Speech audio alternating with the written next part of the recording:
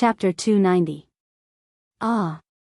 After going through so many hardships, traversing almost endless stairs, overturning a huge amount of water elements, he finally arrived in front of the crown of ice, and was bestowed with the power of ice. Well, if Duque was really born and raised in Azeroth, he might have eagerly put on the crown. Unfortunately, Duque wasn't. At this time, whoever wore it would automatically have the aura of a moron. Not only would it be a trap for himself, but it would also trap others. Oh, a demon from the crack of space and time. I don't know what you are. But if you want to trick me, it's too simple. Duque laughed coldly. That's right. The crown of ice was a magic circuit model, and it was impossible for it to have so many twists and turns. The only explanation was that something had snuck into Karazhan and was lying in ambush in this place with the most arcane energy, waiting for its prey to take the bait. It was very likely that it wasn't its main body, because if it was its main body, it wouldn't be able to hide from Khadgar and Duque's defense and alarm circles. But a trace of a soul was a different story. This was Karazhan, located above the crack in the astral plane.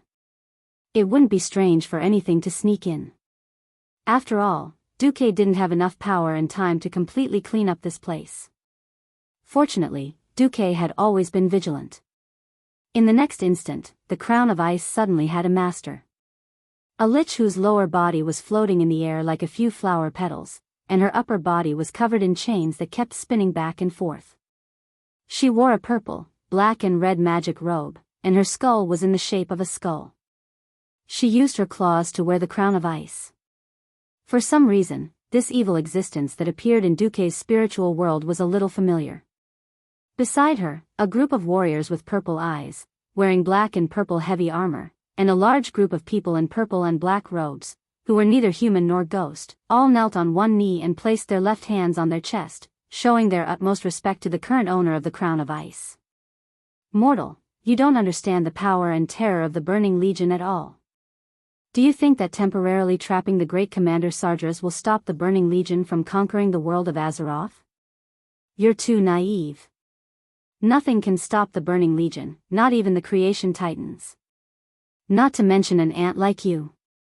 You have obstructed the Burning Legion time and time again, and you even intend to support the resistance to unite. You are seeking your own death.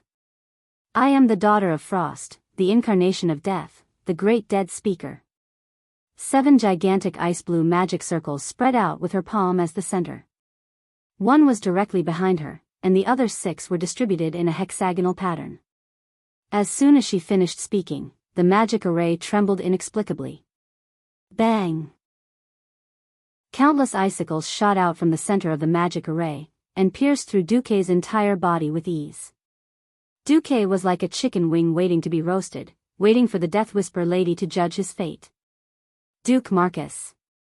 Lady Death Whisperer's voice stopped for a moment. How heavy is the sin of stopping the Burning Legion? You should have been roasted by the flames of hell for 10,000 years. But on account that you are young and ignorant. So I'll give you a chance. Submit to me, or your soul will suffer eternal torture.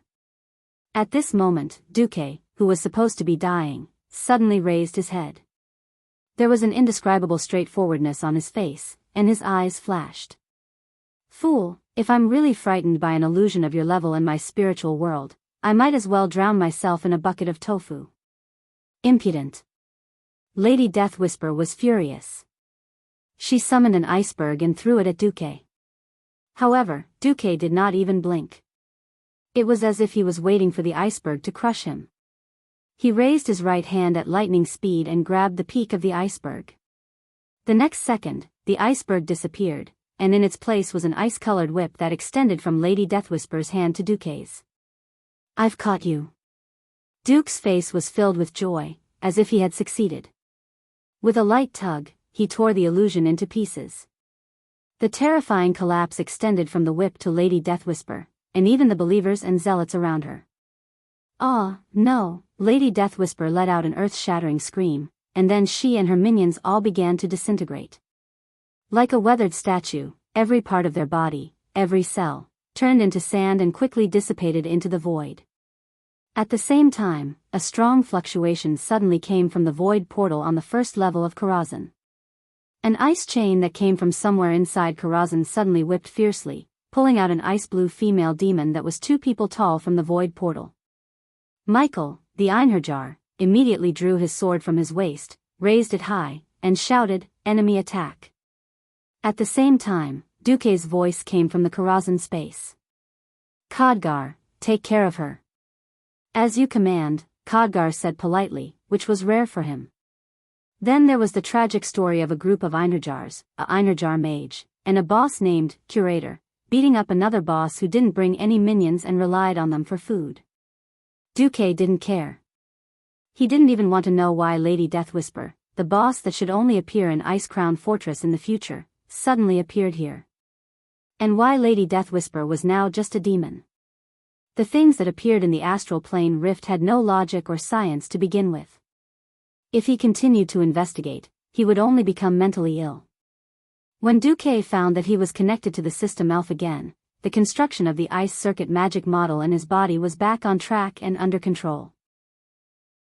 Duke looked inside his body through the system. Now, his magic circuits were finally starting to look decent. Each huge circuit had countless thin, thread-like circuits. They were like a bundle of wires tied into a circle, and the countless small circuits formed a huge circuit. The 3 huge circuits of ice, fire, and arcane were like 3 connected rings. They were connected to each other and had their own independent sides, but sometimes they complemented each other. Although Crown of Ice and Phoenix Flames could directly draw power from the elemental realm, they also relied on the most core arcane circuit to support them. Before practicing Crown of Ice, only the arcane and fire circuits of Duke were relatively strong. If he used too much ice magic, it would lose its strength. Now, it was completely different. Now that there were 3 circuits, it was truly a trident. A surging and indescribable power rose from Duke's chest. This power was different from any power that Duke had encountered before. Not only was it stronger, more refined, and purer, but it was also more independent. Could it be that this was a morning star? Chapter 291. Duke had already touched that boundary. For the first time, the boundary between a sky wizard and a morning star wizard was clearly presented in front of Duke. Duque knew that as long as he continued to push hard, this boundary would collapse in front of him. However, Duque hesitated. Not enough. Not enough. This was Duque's intuition. Some people said that intuition might not be reliable. As a cultured university student, Duque had once seen an introduction like this. Some people might feel that something is wrong at some point, but their rationality told them that there was nothing wrong. However, the alarm in their hearts would ring. Why was that? In fact, this was the brain sending out an alarm to the core of one's rationality based on certain information from the past. The brain would judge that something was wrong from the visual and other sensory signals it received. For example, when thunder was about to strike, one's hair would stand on end, and one's scalp would feel numb. In fact, the brain had already sent out an alarm. If one still did not believe in this kind of intuition, one would be courting death. Now, it was the same for Duque. The crown of ice was clearly fine, so why did he not continue? In his brain, alarm bells rang incessantly. Duque almost stopped the high-speed flow of the 3 magic circuits at the last moment, stopping at the last moment that he could stop the upgrade. System Elf, help me analyze this. If I want to fully unleash the power of the frost or flame circuits, will there be any problems? The System Elf replied, beep. After testing, there are no problems. On the current basis, the Crown of Ice and Phoenix Flames circuits can both unleash their respective effects perfectly. Wait. Something doesn't seem right. Wait. System. What if I want to unleash the power of the frost and flame circuits at the same time? Flame and frost are conflicting elemental abilities. It is strongly recommended that the host not use these 2 elements at the same time. I insist. Calculate it for me, Duque shouted. Host, this is not scientific. At this moment, Duque finally vaguely felt what was wrong. Bullsh *T. In this fantasy world, not every scientific principle makes sense. Mages have the awesome spell Frostfire Arrow. Beep. Beep. After simulation, host, your arcane circuit is unable to meet the output requirements of 2 top-level magic circuits at the same time, and there will be an unstable state.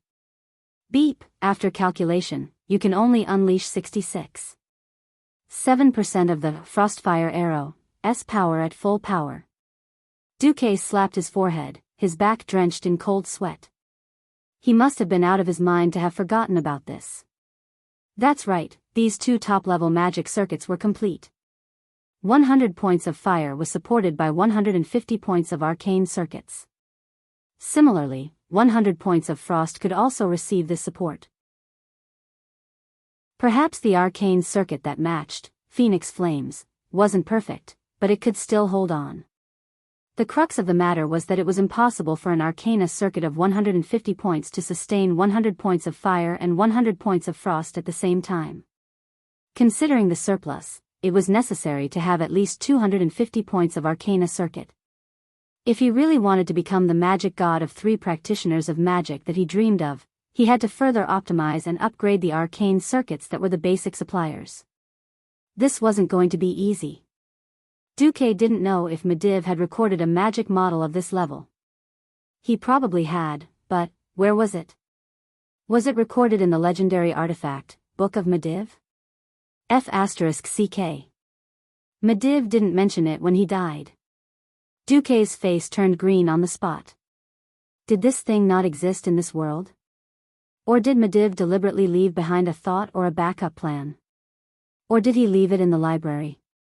Hell, the Karazhan library contained 1.28 million magic books. If he could let the system elf scan it, it wouldn't be a problem to find it after reading it. But these were all magic books. The weaker ones could be scanned directly. The stronger magic books all came with their own magic restrictions. Duque did have the authority to open them, but he could only open them one by one. Otherwise, the magic books would trigger the restrictions and self-destruct. At this time, Khadgar returned. In his hand was a blue ball of light. Inside it was a struggling and howling soul. "Oh, my master, I haven't seen you for 2 months.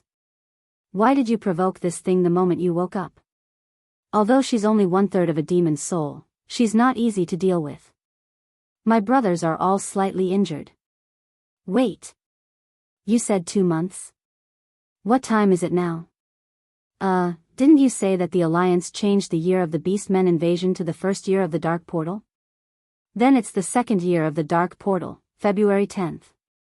Oh, I saw that you were immersed in your own spiritual world, seeking a breakthrough, so I didn't dare to disturb you. Although your disciples have been looking for you many times. Duque's face turned green. He didn't think that he would stay in the spiritual world for more than 2 months. In March, spring would bloom. At that time, he would have to devote himself to the war with the Beastmen again. He wouldn't have time to cultivate at all. Was he going to be stuck as a sky mage for another year? A low level of strength meant a greater risk. Duque gritted his teeth, his lips almost bleeding. Seeing Duque's ashen face, Khadgar cowered. He immediately discovered that Duque's aura was still at the Sky Mage rank. Although he was very close to the Morning Star realm, he hadn't crossed that line. Could it be that Duque had failed to break through to the Morning Star realm? This time, it was Khadgar's turn to be unable to remain calm. Ugh, venting his anger was the most terrifying. Not daring to touch Duque's bad luck, Khadgar hurriedly said, Master, this fellow's soul is here. If you're unhappy, you can just roast her soul to vent your anger. How about I let you kill the imprisoned demon for fun?" Duke was amused by Khadgar's words. "Bastard, do you think I'm such an unreasonable person? If I want to advance to the Morning Star realm, I can do so at any time. This situation isn't ideal, so I'm just suppressing myself." "Oh." Khadgar patted his chest, looking as if he had been relieved of a huge burden. "All right, let me see if this fellow has any information." Duque stretched out his hand, using arcane energy to suck up a third of Lady Deathspeaker's soul. Duque couldn't analyze the information within the soul, but the system elf could. By repeatedly reading the Eridar demon language floating in the shallow layer of the soul, Duque finally found what he wanted. He was suddenly ecstatic. Ha ha ha ha ha. Ha ha ha ha ha. Old Antonidas, you deserve to be beaten up by me. Ha ha ha ha. All of Karazhan reverberated with Duque's unbridled laughter. Chapter 292. The Dark Portal Year 2, 11th of February. In the Dalajan, Antonidas was feeling very angry. That's right, after he was cursed by Ghoul Dan last year, he was the first to study the power of curses. However, as more information on Orc Warlocks and Orc Death Knights was brought to the Dalajan, Antonidas suddenly realized that this was a taboo that humans should not touch. In the middle of last December, after an emergency discussion by the 6-member Kirin Tor Council, they voted 5-1 to seal all information on necromancy. They sealed everything and locked it in the Violet Library. They announced this decision to the entire Dalajan. The matter should have ended there, but in early January, Antonidas received a report that zombies were found in the frozen fields near the Dalajan. It was obvious that this was the work of a mage. Although the experimental subjects were just lab rats, these zombified animals caused the farmers around them to feel very uneasy. It also affected the reputation of the Dalajan mages. Antonidas ordered the mages to investigate this matter thoroughly, but to no avail. There could only be 2 reasons. 1. The person who did this was so clever that he could hide from the surveillance of the entire Dalajan and even the Kirin Tor Council. 2. This person was most likely a high-ranking mage in the Dalajan who used his power to hide everything. In his office, Antonidas glared at his secret agent. Necromancy must be banned. It was very simple. Although the Dalajan also had a school of necromancy, the mainstream values of human society rejected the existence of necromancy. Therefore, it was inevitable that the mages who were obsessed with necromancy were incompatible with the values of the Dalajan. Antonidas could not ignore the opinions of the majority for the sake of a single mage's experiment. At this time, the guard brought news of Duque's visit. Tell him that I'm busy. Previously, when Duque poached a large group of mages, he did receive a large number of unique magic books. However, they were all toy magic books with no practical value. There wasn't even a single valuable book that slipped through the net. There was a saying, when the water is too clear, there are no fish. Obviously, Duque had gone through a strict selection process. Antonidas looked like he had been tricked, and now Duque was here again. The guard showed an awkward expression, but Sir Marcus wants me to tell you that this is a matter of great importance to the Dalajan's 1,000-year reputation and survival. Antonidas was shocked. He had dealt with Duque before.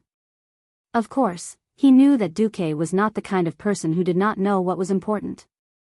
If he could say such serious words, it could only prove that Duque really had something important to tell him in person. All of you, get out and let Duque in. Soon, only Antonidas was left in the room.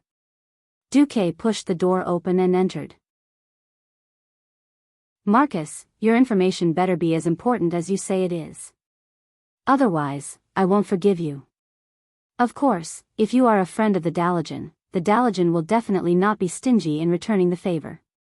This was Antonidas' little trap. If Duque asked for a return, then it was definitely not a big deal. It also proved that Duque was not sincere enough. Duque waved his hand. It doesn't matter what the return is. What matters is what I show you. Look. Duque took out a soul imprisoned in a magic device. After quickly reading the information in the soul, Antonidas' face suddenly changed. She didn't mention who it was. This may also be a false accusation. No, it just so happens that I know who he is. Duque took a deep breath. Sorry, in fact, I have a talent, the talent of detect evil. When I first saw Mediv, I found that there was a powerful demon possessing Mediv. At that time, I kept silent because I had no evidence, and even if I said it, no one would believe me. Antonidas was silent for a moment. He knew about the battle between Duque and Mediv. Why was it that so many people could not find out that Medivh was possessed, but Duque found out? This was a mystery that no one had solved.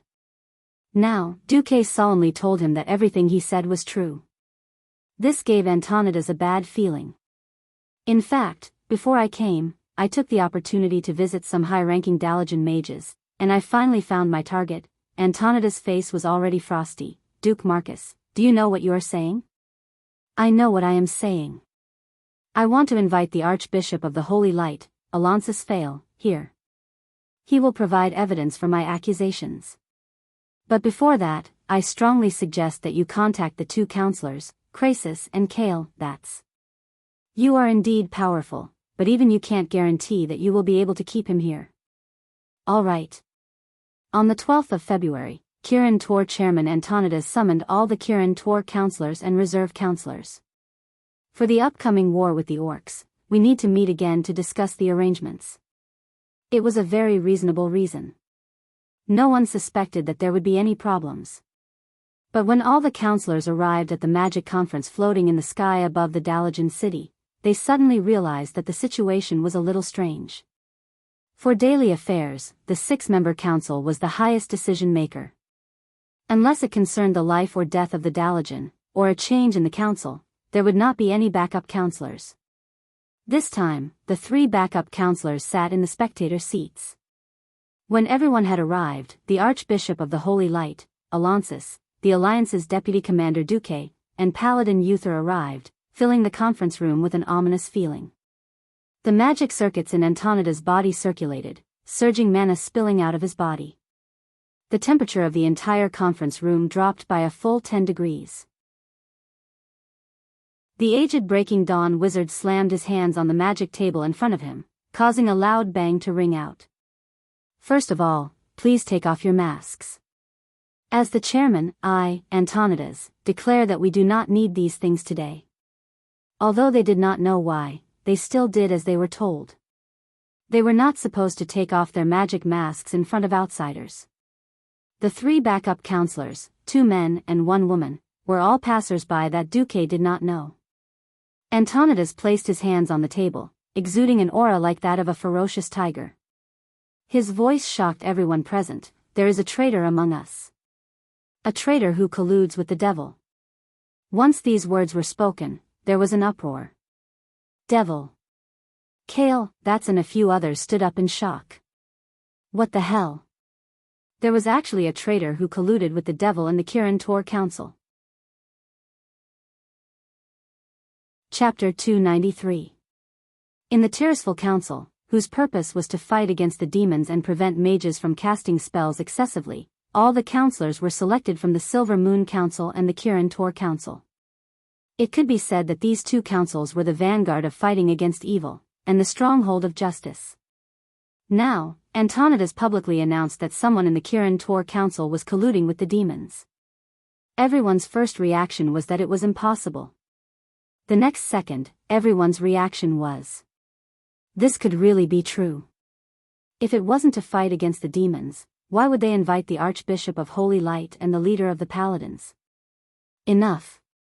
Let the facts speak for themselves. Antonidas' angry beard calmed down a little, and he turned to look at the Archbishop of Holy Light. Archbishop Fail, please. Fail didn't refuse. Destroying evil is one of my lifelong wishes. Under Uther's protection, he walked to the center of the council hall and put his hands together. Suddenly, a dazzling, holy star rose from the Archbishop's hands, and the holy light spread across the entire council hall. However, 1 second passed, 2 seconds passed, 10 seconds passed, and nothing happened. There were no screams of the demons, no leakage of evil energy, nothing at all. Archbishop Alonsos and Uther were a little stunned. They had been informed by Duque and Antonidas, and that was why they specially came here to subdue the demons. Now, there was nothing at all. A drop of cold sweat dripped from Antonidas' forehead, and he couldn't help but look at Duque. It was because of Duque's exposure of Sardras possessing the Medivh that Antonidas had almost unconditional trust in Duque. Now that there was a demon, but they couldn't find it, wasn't this a great embarrassment? Of course, Duque deserved to die, but his authority as the chairman would also be greatly weakened. For a moment, Antonida's relationship with Duque almost changed from trust to hatred. At this time, Duque slowly stood up and said in a calm voice, "There is no doubt that the demons are among us.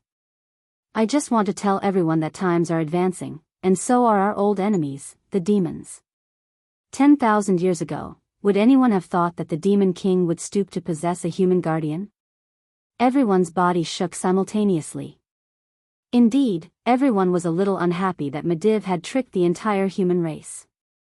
Duque's words made everyone even more vigilant. Duque spoke again, "Curse. An entirely new form of evil. The Undying." It was a non-living form that he had never seen before. The appearance of these two things is exactly what we need to be wary of. Therefore, when traditional demonic techniques are no longer effective, Archbishop Fao, please research new detection methods. Even though Duque had yet to prove that he was wrong, the meticulous Fao, who never lacked a sense of justice, nodded in agreement. In the human heart, there is rarely absolute justice or absolute evil. Therefore, the demons used this to deceive the detection of the holy light and achieve the purpose of infiltrating humans to continue spreading evil and undying beliefs. Actually, Archbishop, all you have to do is add the holy light into the spiritual attack. Fazio understood immediately. With a flip of his palm, waves of holy light once again spread throughout the entire hall. This time, one of the counselors finally bent over in pain.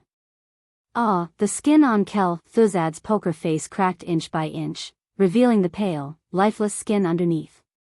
Even though Antonidas already knew the answer from Duque, he was still shocked speechless when he saw it with his own eyes. Beside Kel Thuzad, Prince Kale, Bats and Crasis, who were already prepared, instantly opened up their defensive shields.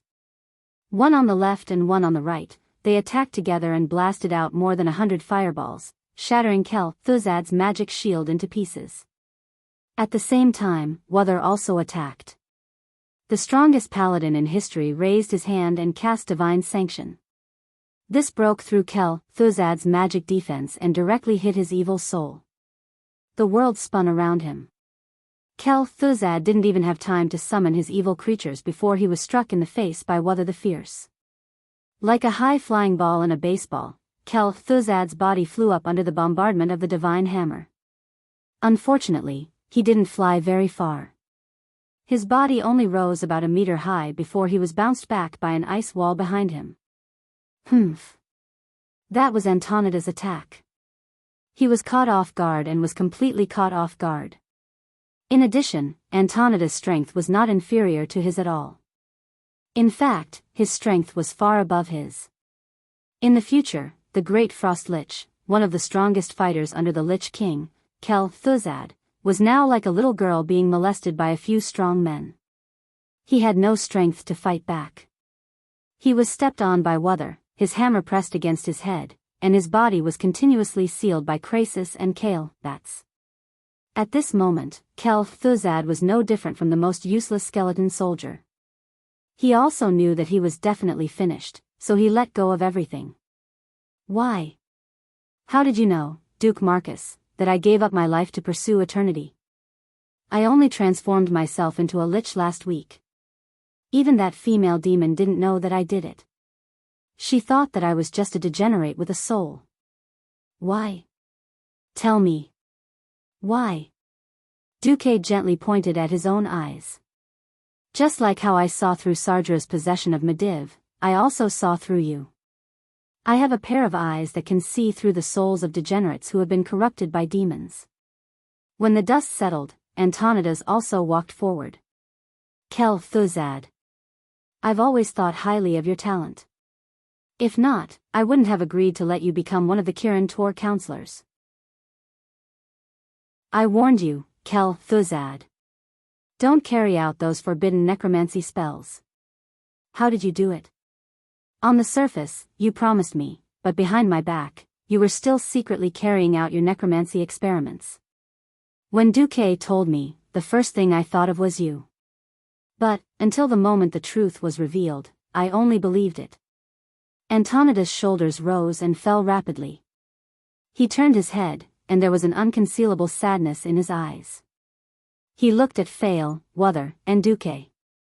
I'm sorry that such a thing actually happened in the Dalijan Kirin Tor counselors. I'm deeply sorry. For the sake of the Dalijan's reputation, please keep this a secret. Kel Thuzad, we will deal with it, and we will definitely give everyone a satisfactory answer. Now, it's time for the Kirin Tor counselors. Chapter 294. Kel Thuzad, a malignant tumor lurking in the human camp. Duque had long wanted to deal with him, but he didn't have any evidence. He was one of the 6 counselors of Kirin Tor. Just this identity alone was enough to make him immune to death. To be at Kel Thuzad's level, he was like Anduin or Bolvar in Stormwind. If he were to be killed casually, it would be strange if the Dalijan did not explode. If the Dalijan went berserk, the Alliance could forget about having a team of mages. With reason and evidence, they had to dig a big hole to bury such a powerful person in advance. Actually, when he saw the dead speaker's soul diary, Duque didn't react on the spot. I'm very lucky. I've finally found a fallen with great power and potential among the advanced mages of Dalaran. He is extremely obsessed with psychics, and has no resistance to my lord's power. In the future, there were too many liches or fallen who were skilled in the art of necromancy and had a name. Ras Frostwhisper, Dean of Psychics, and this dead speaker in front of him. However, these guys all had one thing in common, and that was they were all followers of the cursing sect. Speaking of the cursing sect, one had to mention one existence, Kel Thuzad. As a veteran player who had led teams to defeat countless times in the game, and finally conquered Kel Thuzad's nest, Naxxramas, Duque definitely knew that the boss of the cursing sect was Kel Thuzad. In history, it wasn't until the end of the Second Beastman War that Kel Thuzad's conflict with his colleagues continued to expand due to their obsession with necromancy. After hearing the Lich King's summons, he sold all his assets and ran to the polar continent's northrend to lick the Lich King's boots, becoming a powerful lich that made everyone tremble in fear. At that time, he founded the cursing sect. However, the plots of demons were long-term and sinister. As the leader of the Burning Legion, Sargeras could secretly sneak in and hide in Egwin's stomach for more than 300 years. Duque didn't believe that the cursing sect didn't have any predecessors, and that there weren't any people who had been hiding for a long time. Needless to ask, there must be. Otherwise, how could the Lich King's arrival in the world of Azeroth be so terrifying? Without so many liches and death knights, how could Arthas control so many brainless ghouls and skeletons?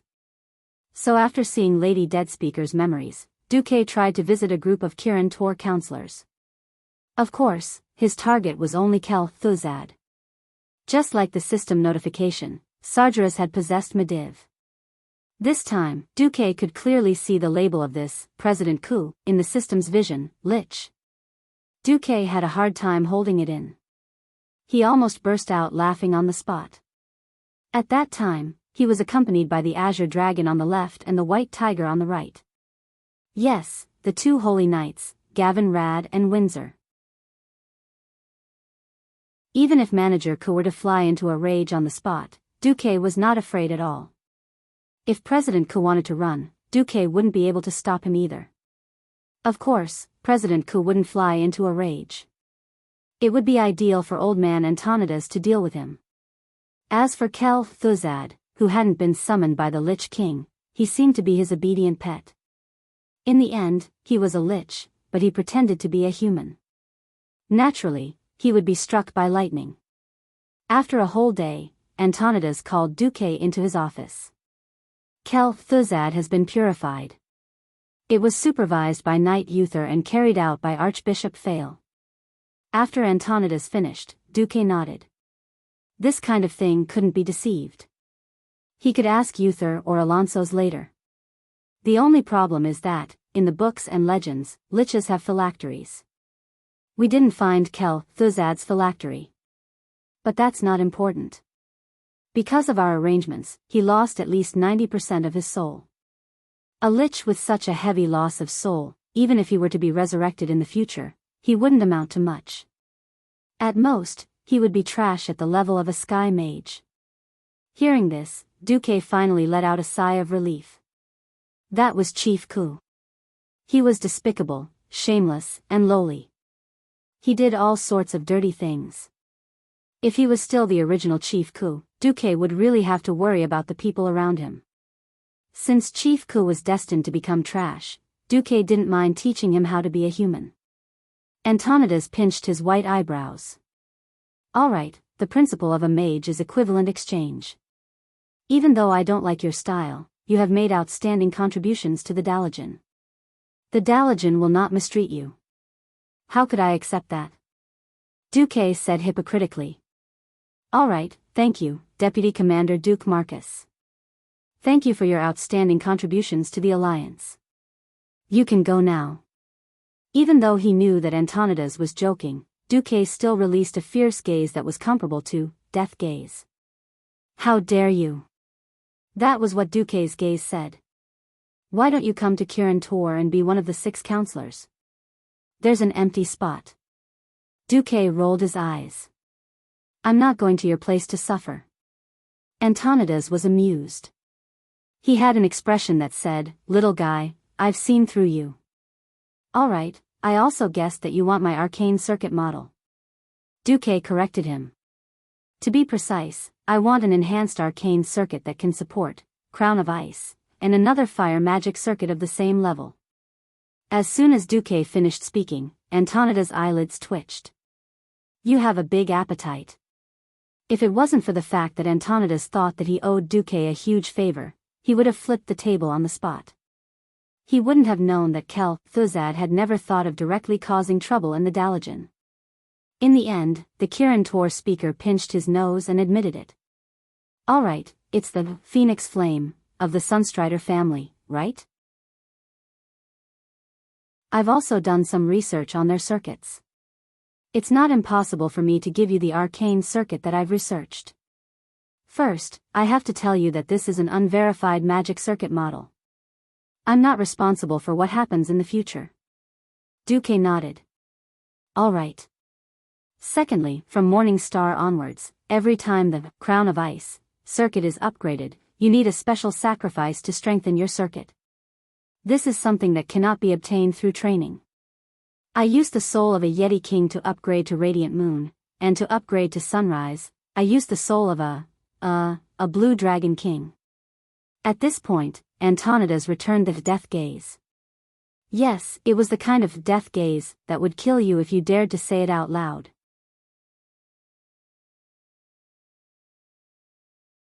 Chapter 295. After all, the blue dragons were on the verge of extinction, and if the Blue Dragon King found out, Antonidas would definitely be in huge trouble.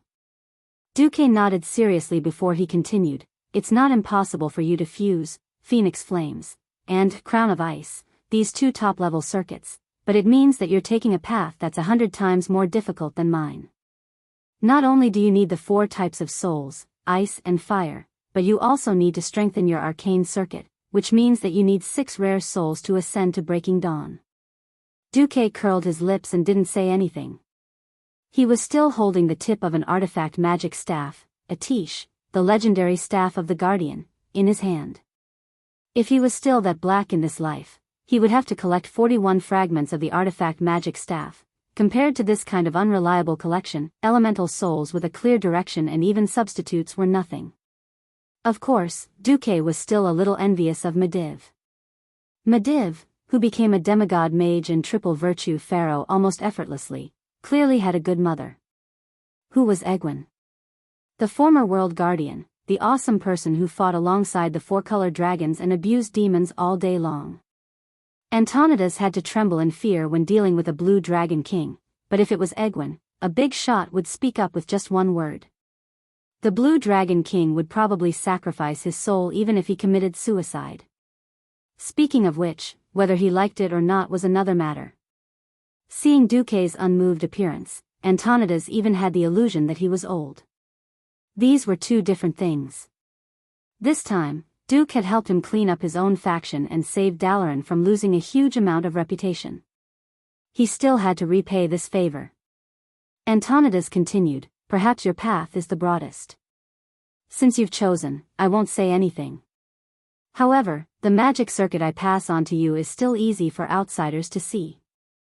You have to pretend. Duque understood on the spot. Oh, I'll deliver 10,000 top-level magic books to the Dalajan. Antonidas rolled his eyes. What the F***CK? Top class? It was obvious that he was using those inferior magic books to fool people again.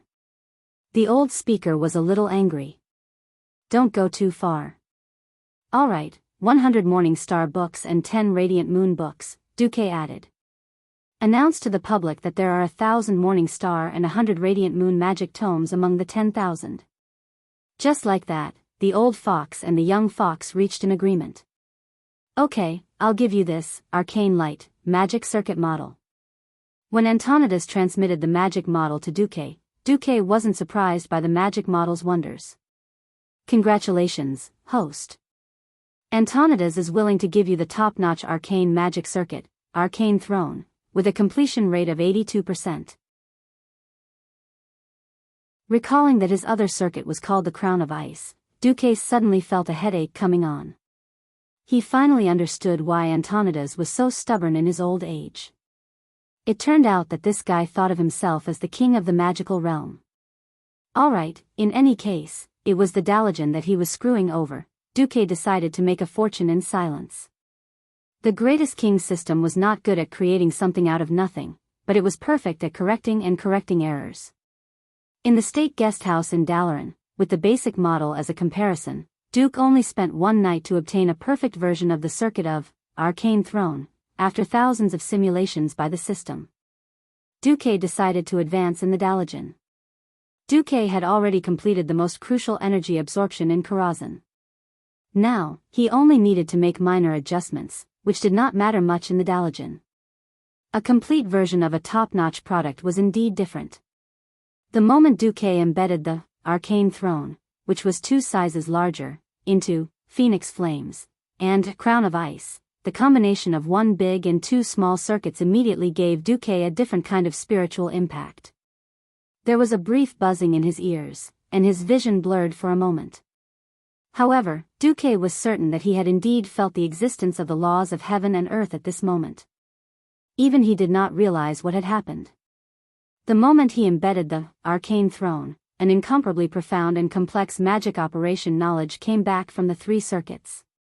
In that instant, he seemed to understand the meaning of Morning Star, but this happened in less than 1,000th of a second.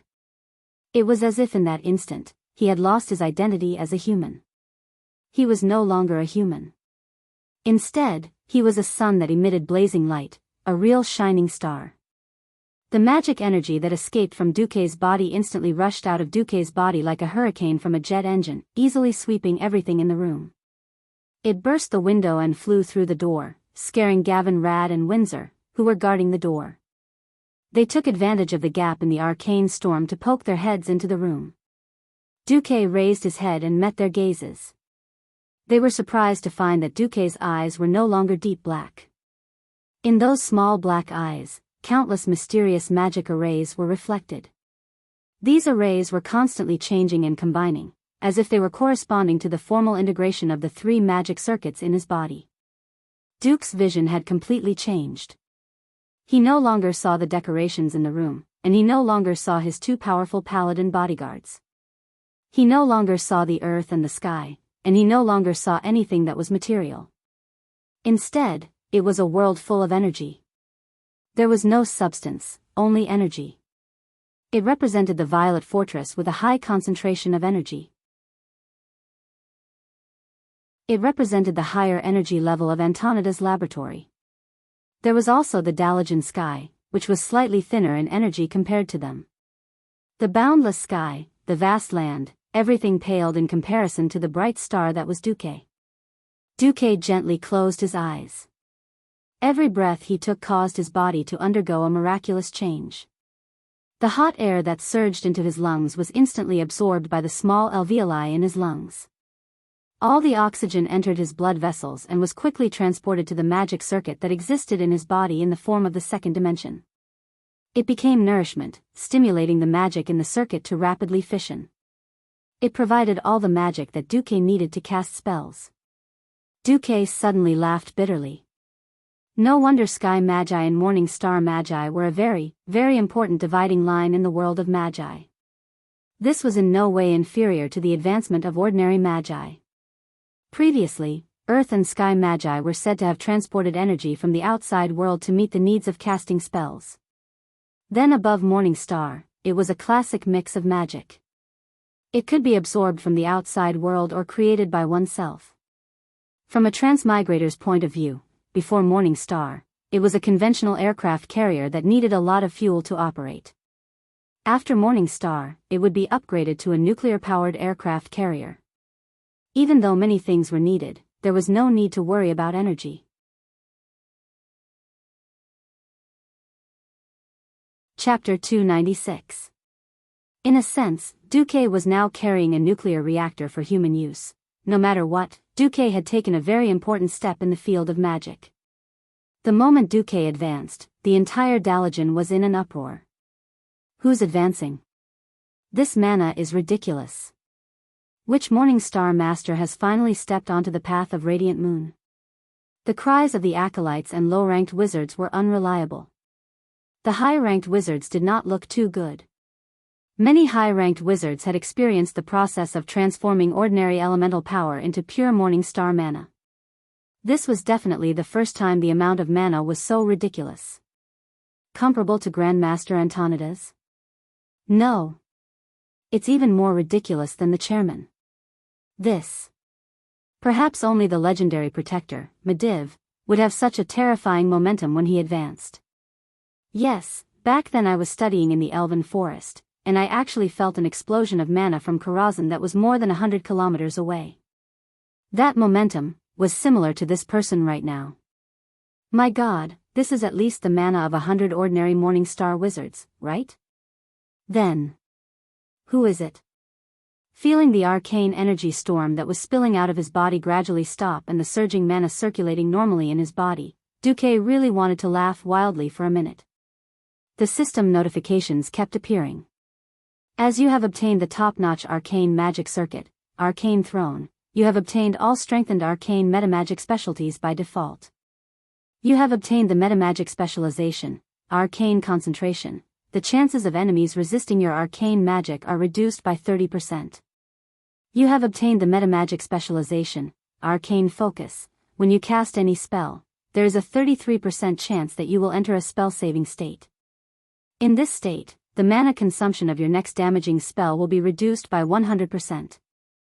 You have obtained the top-notch metamagic specialization, Arcane Energy Storm. After activation, your spell damage will be increased by 100% and your mana consumption will be increased by 50%. Lasts for 30 seconds. After each use, you have to wait for 5 minutes for your arcane magic circuit to calm down, or else there is a possibility of the circuit collapsing. As you have obtained the top-level Frost Magic Circuit, Crown of Ice, you have obtained all enhanced Frost metamagic abilities by default. You have obtained the metamagic ability, Rapid Cooldown. You have obtained the metamagic ability, Ice Barrier. Of course, there was also the fire metamagic ability that, Phoenix Flames, gave him. The metamagic specialties of all three schools almost dazzled Duque. Now that Mediv had passed away and Khadgar had become a ghost, Duque could say without any exaggeration that he was the only high-ranked triple cultivator pharaoh in the world.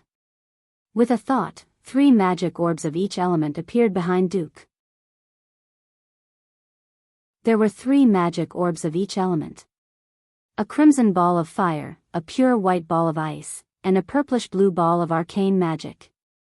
All 3 types of balls were moving in a triangular pattern on Duque's back. There were exactly 9 balls occupying a 360-degree position around Duque, and each ball was 40 degrees. Outside the state guesthouse, all 5 members of the Kirin Tor Council had arrived, including Archbishop Fail and Uther. Everyone applauded in unison. Congratulations, Duque. Antonida's smile was a little forced. You really are a genius. Krasus congratulated him sincerely. Congratulations, but... Duque, are you really not targeting me? Kale, that smile was a little strange because there were 3 yellow-green arcane flames circling above his head. This was already Kale, that's trademark. Now that Kale, that's had 3 and Duque had 9, it was a little embarrassing no matter how one looked at it. No, Kale, that's, you should be my master in this aspect. I found that you can better train your ability to manipulate the elements by doing this. So please don't be offended, I couldn't help but learn it. In the future, I'll tell everyone I meet that I learned from you, okay? Duque very sincerely used the special skill, hypocrisy, to cover up his actions that were purely pretentious. All of a sudden, even Kale, that was moved. No, I'm too ashamed to say that. Speaking of which, I'm a little biased. Kale, that's frowned, and in the next moment, 3 arcane energy balls appeared behind him. However, these 3 energy balls looked weaker than his fire elemental balls. Duque blinked. Kale, that seemed a little embarrassed. I'm sorry, it seems that I've neglected the cultivation of the arcane. The training of the arcane circuit can indeed make my flame circuit stronger. You've woken me up. At this moment, Jaina arrived. Congratulations, Brother Duque. Jaina's words were very sweet. Thank you. Duque smiled slightly. No matter where one was, a beautiful woman was always a beautiful scenery.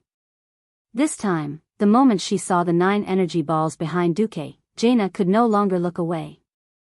Because she saw an existence that broke her common sense and saw an even more powerful possibility. For some reason, looking at Duque, who had successfully cultivated 3 paths of cultivation, she felt her heart palpitate. It was not that she had fallen in love with Duque, but that she had fallen in love with the power of the 3 paths of cultivation. However, Jaina kept this desire in the bottom of her heart, because she knew very well that it was not easy to obtain the magic circuit model of these 3 paths of cultivation. Getting the details of the fine-tuning circuit was a secret of all mages. Originally, in her imagination, Antonida's was already the strongest in her heart, and the only ultimate existence that was qualified for her to become his disciple. Now, her thoughts were a little shaken. Antonidas walked over and patted Duque's shoulder. In any case, congratulations, Duque. You can now proudly hold the title of master. However, because of your advancement, you neglected the mages you took with you. If they come to apply for contract arbitration, I won't help you. What he meant was, kid, have you reaped enough benefits? If you've reaped enough benefits, get lost. Don't be an eyesore here. Duque smiled bitterly. He quickly bid farewell to the Dalajan people and rushed back to South Shore. Duque was busy with his advancement and had not been seen for 2 whole months. Not only that, but because Duque was not around, everyone could not open the teleportation portal to Karazhan. This caused the mages who came because of his reputation to complain a lot. The bitter Lucia had no choice but to comfort everyone as Duque's assistant, promising that when Duque returned, all sorts of benefits and lessons would be made up for. If Duque did not have the title of Deputy Commander of the Alliance, there would have been many mages who would have complained to Antonidas that Duque had not fulfilled his end of the contract, and would apply to cancel it. All the grumbles disappeared without a trace as Duke appeared in front of everyone with the halo of a Morning Star wizard and 9 energy balls hovering behind him. Chapter 297. What kind of joke was this? A 16-year-old Morning Star wizard? Just the abundant and terrifying undulations alone were enough to kill most Morning Star wizards in an instant. Duque was only a first-rank Morning Star wizard. That was not to mention that Duque was a super pharaoh who specialized in fire, ice, and arcane magic. Only an idiot would not cling to such an exaggerated golden thigh. The few fellows who had been the most rowdy ran to Lucia, begging for the forgiveness of the noble lady of the Bara family. As long as she did not tell on them, everything would be fine. No matter how good-tempered Lucia was, she was not a pushover. She bore the resentful gazes of those fellows and truthfully told Duque everything that had happened in the past 2 months. Duque used his Mediva's moral integrity to activate hypocrisy, and said, "Oh, it's all right. This is human nature. It's my fault. My mistake has delayed everyone's studies. I will try my best to make it up to everyone. If everyone feels that it is unreasonable, I am willing to cancel the contract. Don't worry, there will be sufficient compensation. Of course, it was a different matter in his heart. You dare look down on me for causing trouble? Don't leave if you dare. I promise to send you to the safest place on the battlefield. Those fellows were just saying it with their mouths.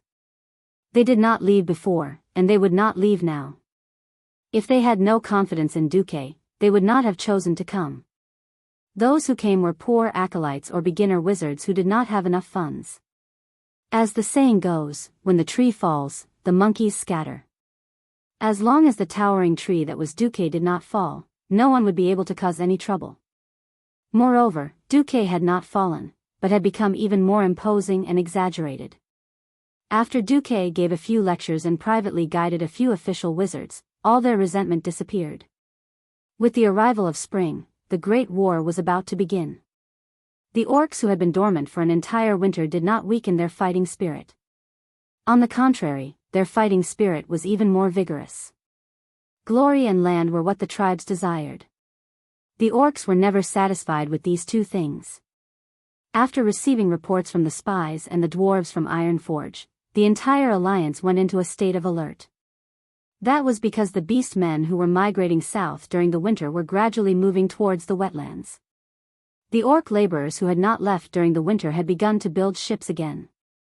In the capital of the Rotterdam Kingdom, Lothar presided over the first high-level meeting of the Alliance of Darkness in 2 years. The number of participants was very high, and the kings of the various kingdoms were all present. Taking advantage of the fact that the orcs' ships had not sealed off the sea, the dwarf prince Magni Bronzebeard once again came to the Rotterdam Kingdom. Thanks to the reduced activity of the beast men during the winter, Duque used his own fleet to transport many batches of supplies to the Iron Furnace Castle. The bronze-bearded dwarves of Iron Furnace Castle had a much better life. The dwarves' underground warfare wasn't something that the other tall races could handle, so there was no point in sending reinforcements. Duque's act of tightening his belt and providing medicine and food warmed the dwarves' hearts even more. So when he came to Magni Lordaeron and saw Duque, he used the most direct way to express his enthusiasm. He used his dwarven strength to bend Duque's waist, and gave Duque a bear hug. Ugh, Magni, that's enough. I can't breathe. Duque rolled his eyes, almost foaming at the mouth. Ha ha ha. Thank you, Duque. You really are the dwarves' best friend. I can't wait for the day you lead the army to counterattack the orcs. If we're lucky, we can counterattack this year. But this depends on whether the heavens are looking out for us, Duque consoled. Magni automatically filtered out the rest. Alright, I'll tell them to hold on for another half a year. What the hell, I said is, Magni blinked and showed a cunning side. My people are in the most difficult situation. They need hope. If that doesn't work, you can send a few thousand soldiers to Iron Furnace Castle next winter. They'll still be there. What the F***ck, this works. You're really a dwarf. Are you sure you're not a goblin in dwarf skin? Duque wanted to roll his eyes this time. In return for the Alliance's support for Iron Furnace Castle, Magni and Duque's fleet brought a large batch of long warhammers and axes forged by the dwarves in winter. There was no choice. Dwarves just didn't like to use swords. Rather than having dwarven craftsmen forge long swords, it was better to make what they were best at. Dwarven two-handed warhammers and axes were one-handed versions for humans anyway. If they were made longer and slightly balanced, they would be the best weapons in the human world. That was a total of 30,000 dwarven weapons. All the kings were jealous of the dwarves' man-made weapons, but Magni was stubborn and didn't buy it. The food and medicine were split evenly between Duque, so he only gave it to Duque. Duque had the final say on how it was divided. Duque was also very generous, he would not take it all for himself. After wrangling with the other kings, regardless of the country's strength, the principle was that whoever contributed the most troops, money, and manpower would get the biggest share. Naturally, King Tyrrhena's received the biggest piece of cake. Magrani and General Abendis's Blood Cross Army's elite team had all changed their equipment, and everyone else was envious of them. After the rare benefit, the military conference hall became like a market again because of the orcs' movements. We must also build a line of defense on the South Stream coast. We want your cement, a lot of it. King Xian roared. After the defense line at Hillsbrad Hills was built like an iron bucket by Duque, the most excited person was King Xian of Gilnis. In theory, if the horde didn't attack South Shore, the closest place to land was the South Stream coast on the southwest side of the northern continent, which was in front of Gilnis. He emphasized this more than 10 times in an hour.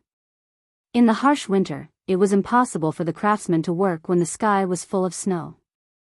After spring, to build a line of defense in the shortest time possible, cement was a must. Don't worry, Xian. If a horde without warships dares to go that far to Gilnis, Kurtira's fleet will bleed them dry, King Delwyn comforted him. For the sake of the holy light, can't you be a little nervous? If those crazy green-skinned creatures can make two-headed ogres and move undead knights, why can't they make warships or flying demon legions? Xian was too excited. His thick red neck looked like 2 dicks had been inserted into it.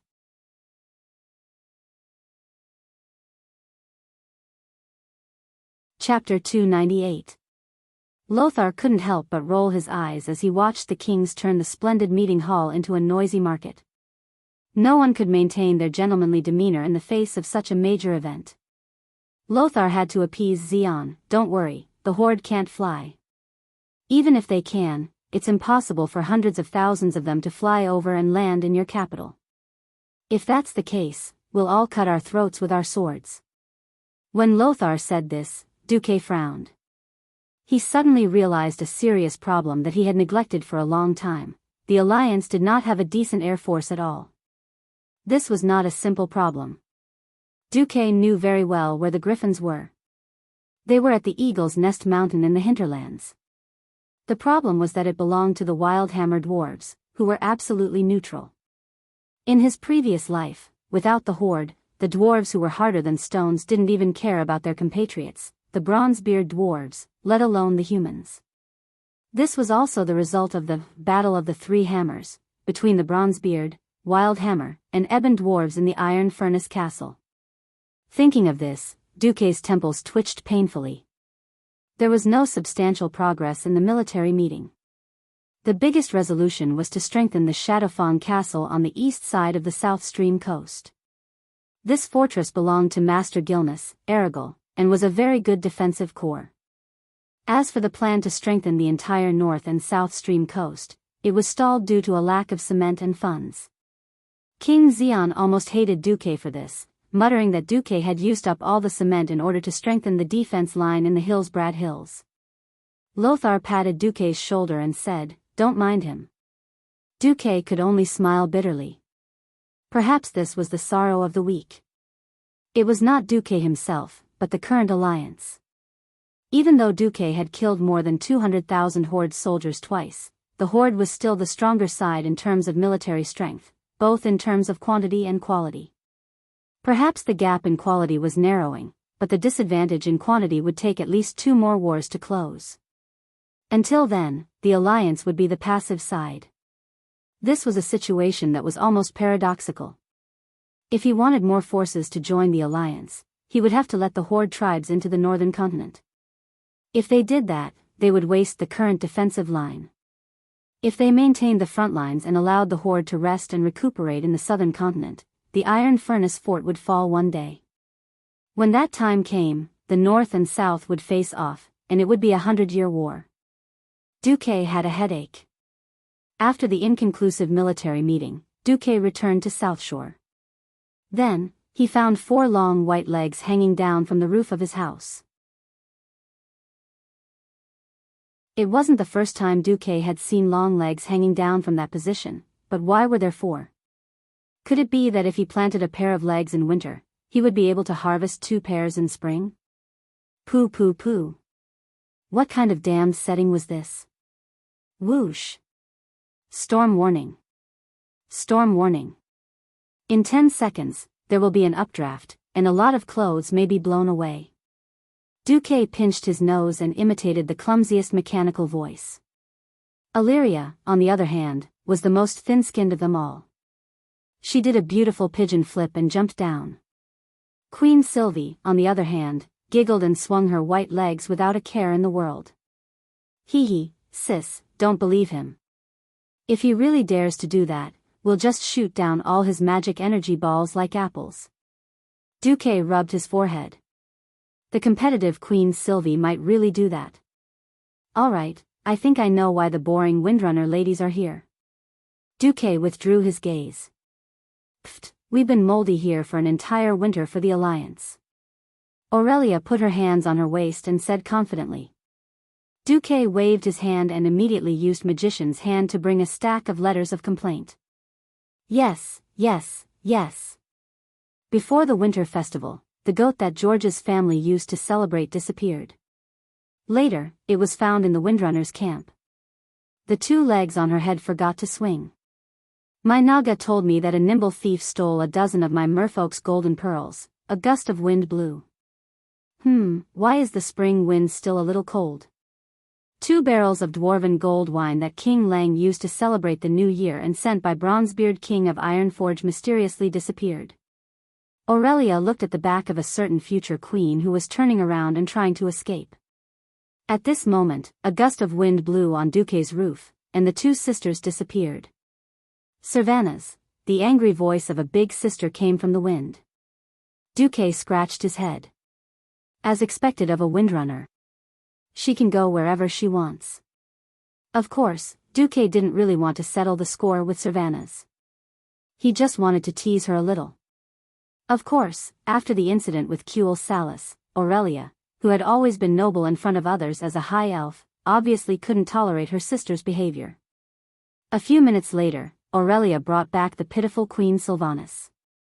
With her ears pulled and tears hanging from the corners of her eyes, Sylvanas bowed with her head lowered was unexpectedly cute. Duke almost wanted to go over and kiss Queen Sheila.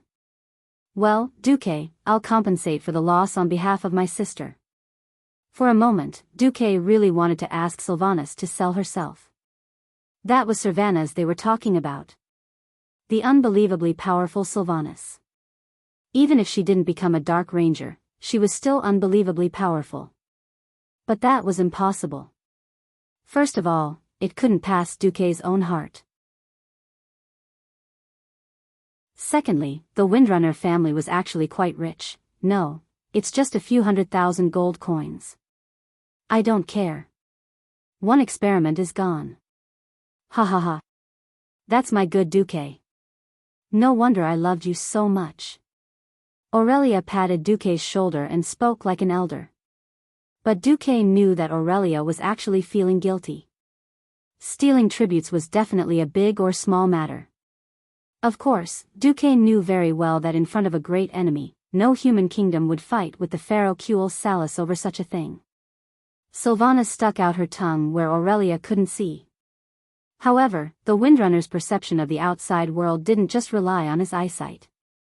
The Demon King's hand that was pulling Sylvanas' ear tightened. Ouch, ouch, ouch. Sister, I was wrong. This time, Sylvanas was really terrified. Okay. I also know that you've been idle for so long, you need some excitement. We're always ready to fight for the righteous cause of the Alliance. Aurelia was serious, puffing out her chest and sucking in her stomach. Fight my ass. You're an idiot, okay? Now there's a mission that may or may not be dangerous. Me. The 2 sisters raised their hands together.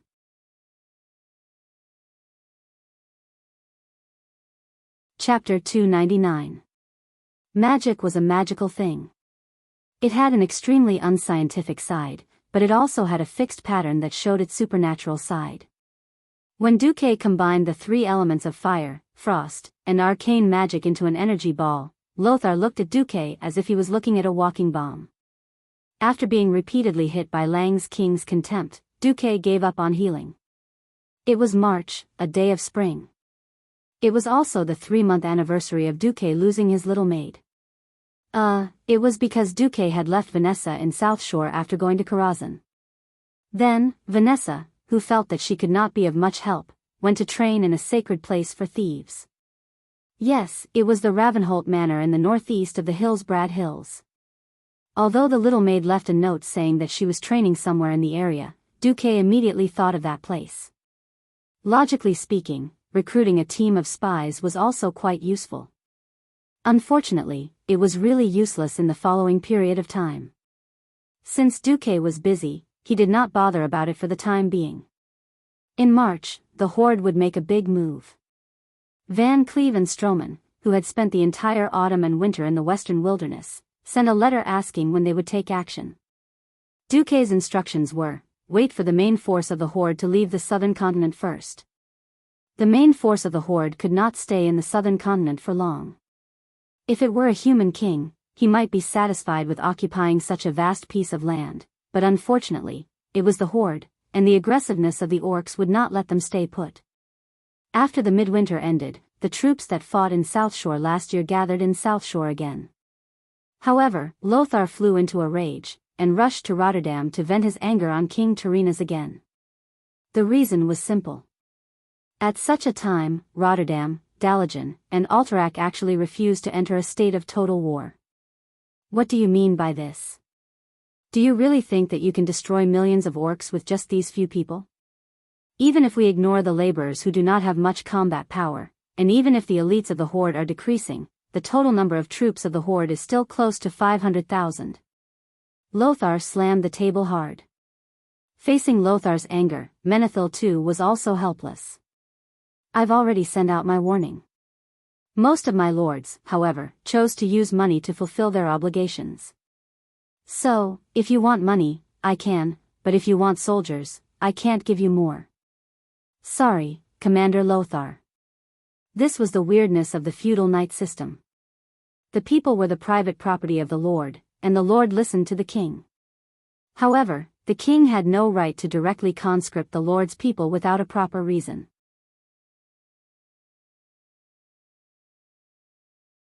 Now, I can't wait for the orcs to take 100 goblin airships and descend into your Alterac palace, holding a human barbecue party in your palace courtyard.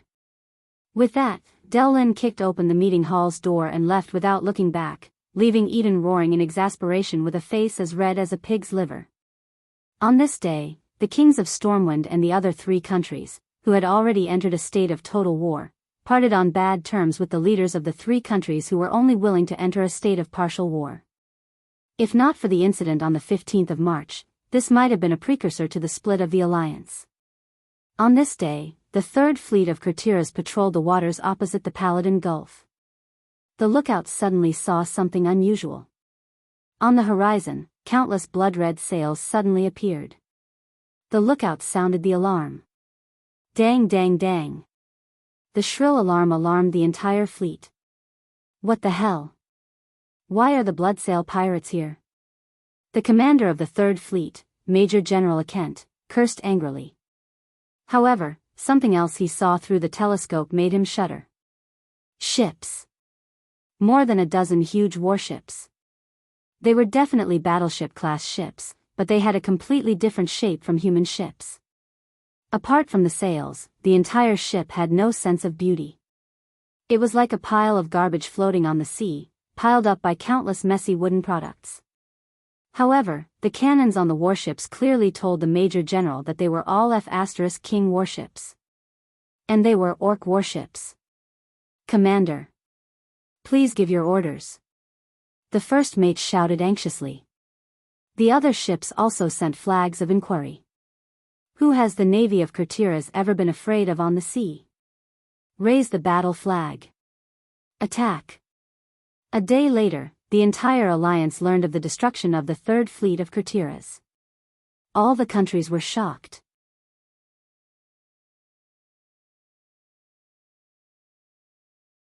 Chapter 300. In the headquarters of South Shore. General Dahlon's face was livid. He had spent the entire autumn and winter to replenish the 3rd Fleet, which had suffered heavy losses in the last battle. Because of this, the 4th Fleet, which should have been completed long ago, only had 80% of the ships of the official fleet. But now, the entire 3rd Fleet had been destroyed in a single day. Out of over 100 warships of various sizes, only 8 had managed to escape back to South Shore. Most of the others had sunk, and about a dozen small and medium-sized warships had been captured. The only good news was that the Third Fleet had also dealt a heavy blow to the enemy. According to the report, the Bloodsail fleet had sunk about 50 ships. This result was not enough to comfort the people. It was very simple.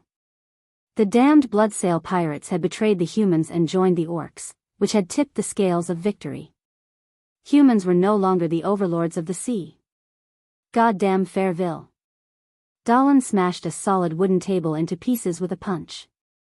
Duque, Andoin, and Lang were all silent.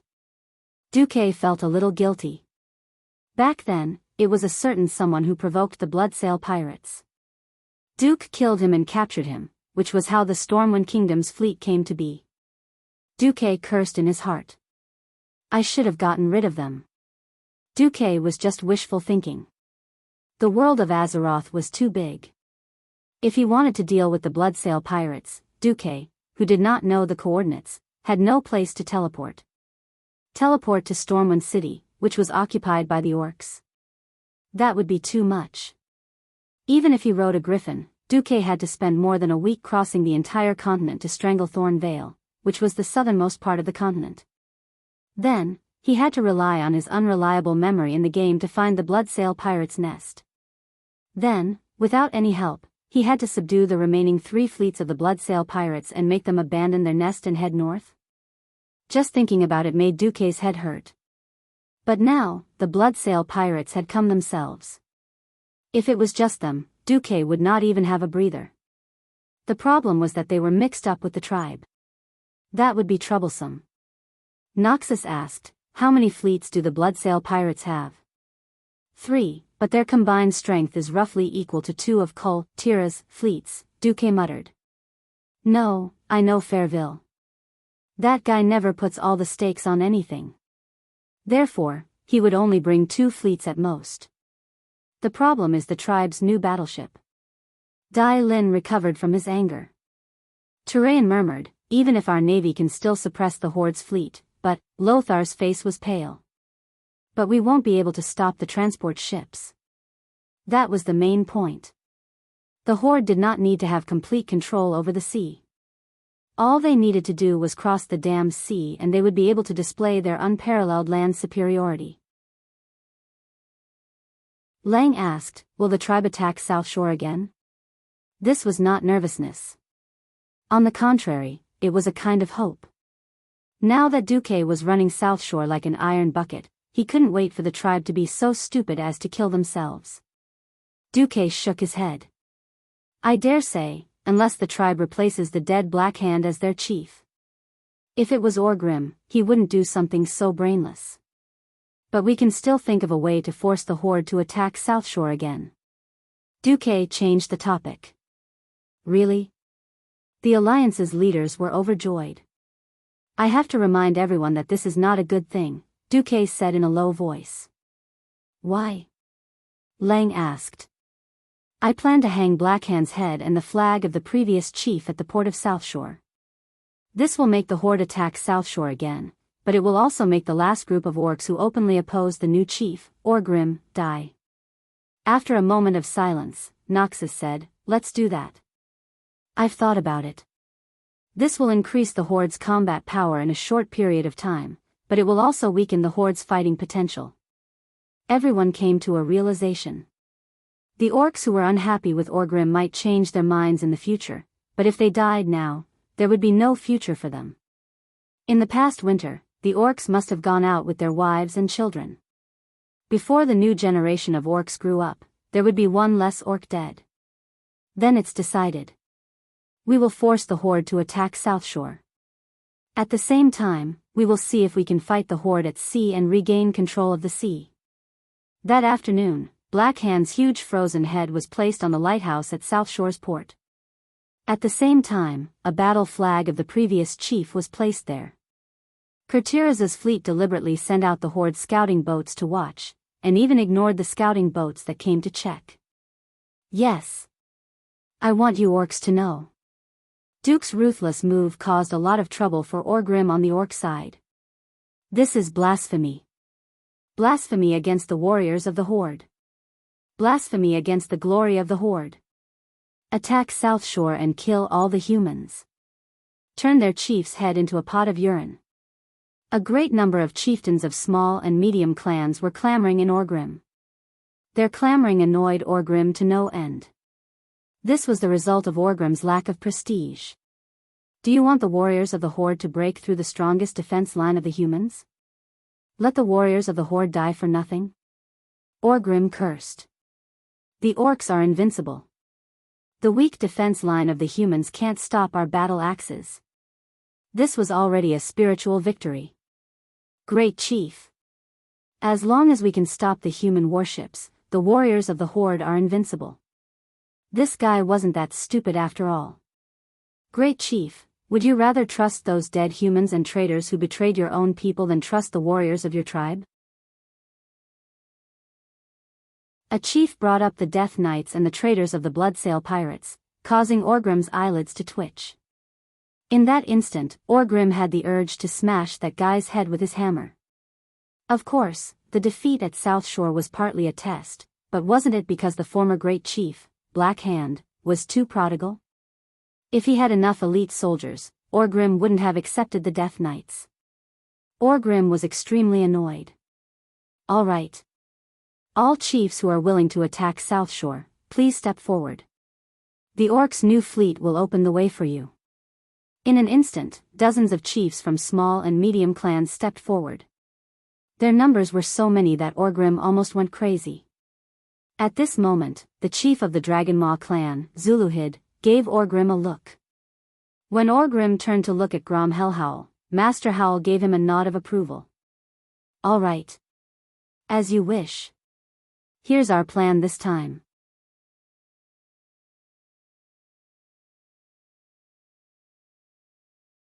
Chapter 301.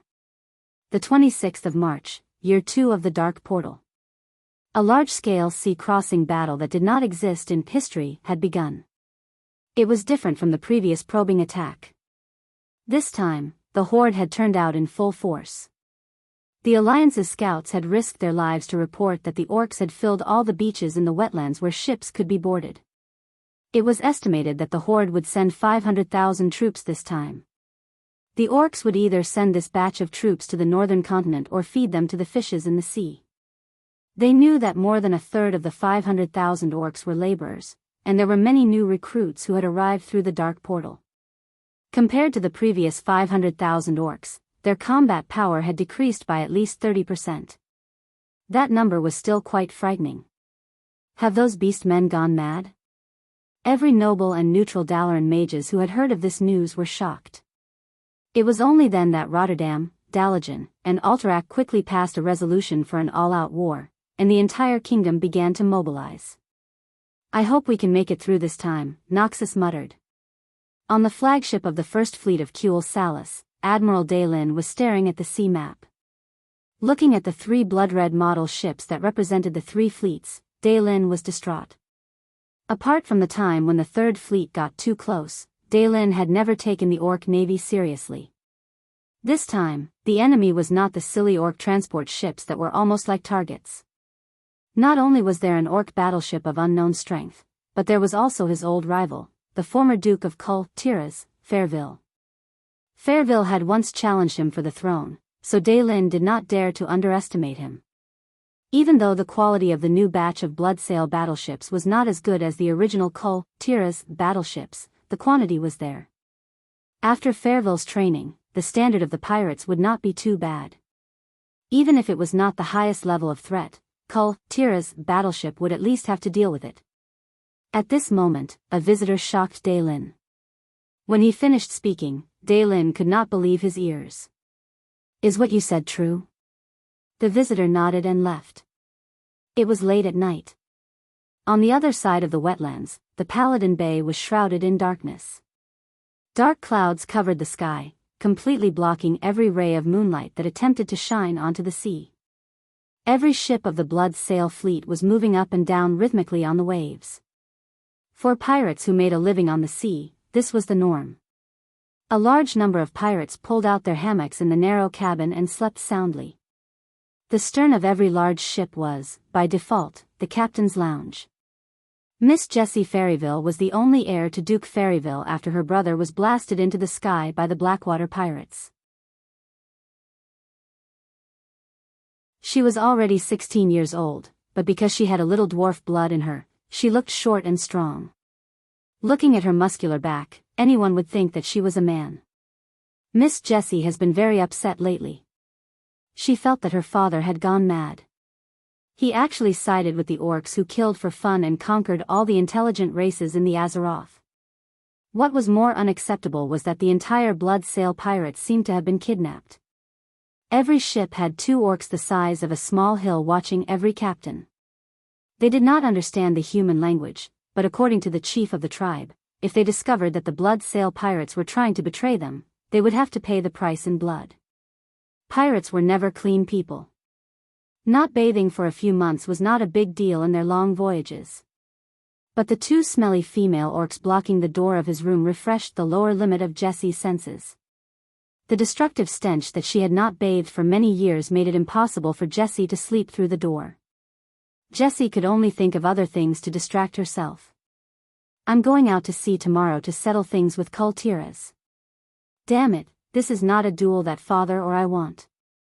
At this moment, a dagger was silently pressed against her throat, early morning on the 27th of March. Oh oh oh. Oh oh oh. Oh oh oh.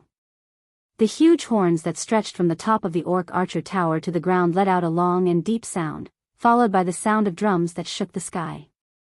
Every orc on the coast and every pirate on the sea knew that the day of the final battle had come. Thump. Thump. Thump.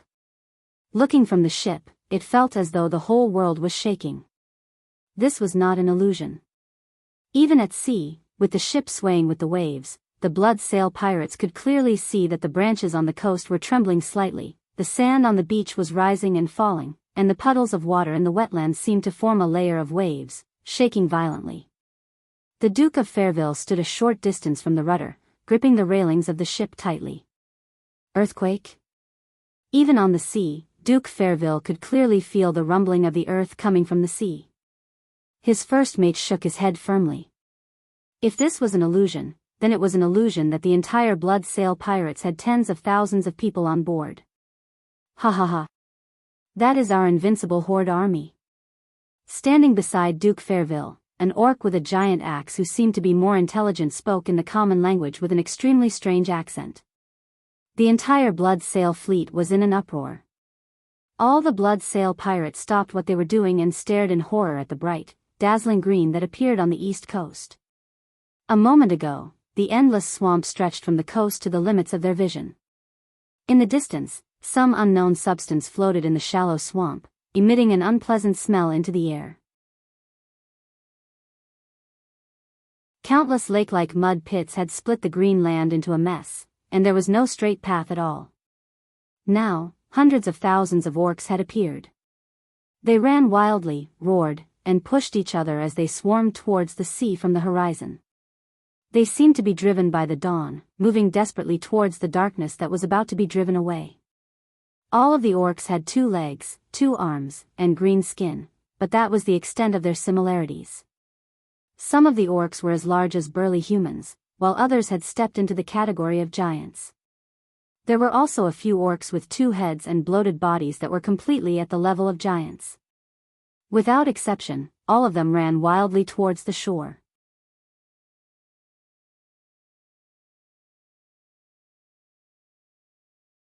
Chapter 302. The orcs and ogres were very different, but in that green tide, they all felt the same. The Blood Sail pirates could only see the green tide crossing every swamp with water, stepping on every inch of turf, and smashing everything in its way. Perhaps there were colorful snakes escaping from the swamps under the feet of the orcs, but they were all crushed. Pits, hills, swamps. Everywhere the eye could see, the green orcs surged out like a tide. As the sun climbed higher into the sky, more ships appeared on land. In order to prevent the transport ships they had built from being destroyed by the humans who had the upper hand in the sea, the orcs used a more simple and crude method to protect their ships. These transport ships, which were dozens of tons each, were all placed on the shore and piled up in places where the cannons could not reach. When the orcs were about to launch an attack, the orc laborers would drag the bottom of the ships into the water. The heavy, clumsy, but clearly moving transport ships formed a huge wave that slowly moved towards the sea. Watching the fleet sailing on land moving towards them, the Bloodsail pirates remained silent and observed everything in front of them in awe.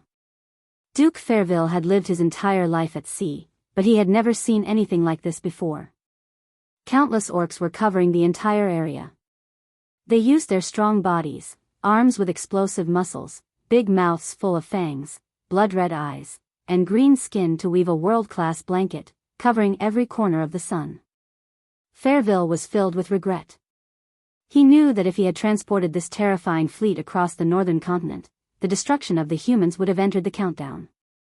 But beside him, an orc sword saint did not give him any face as he wiped his sword. This was a powerful warrior who killed without batting an eyelid. More than a dozen of his best sailors had tried to kill him, but none of them could get within 2 meters of him.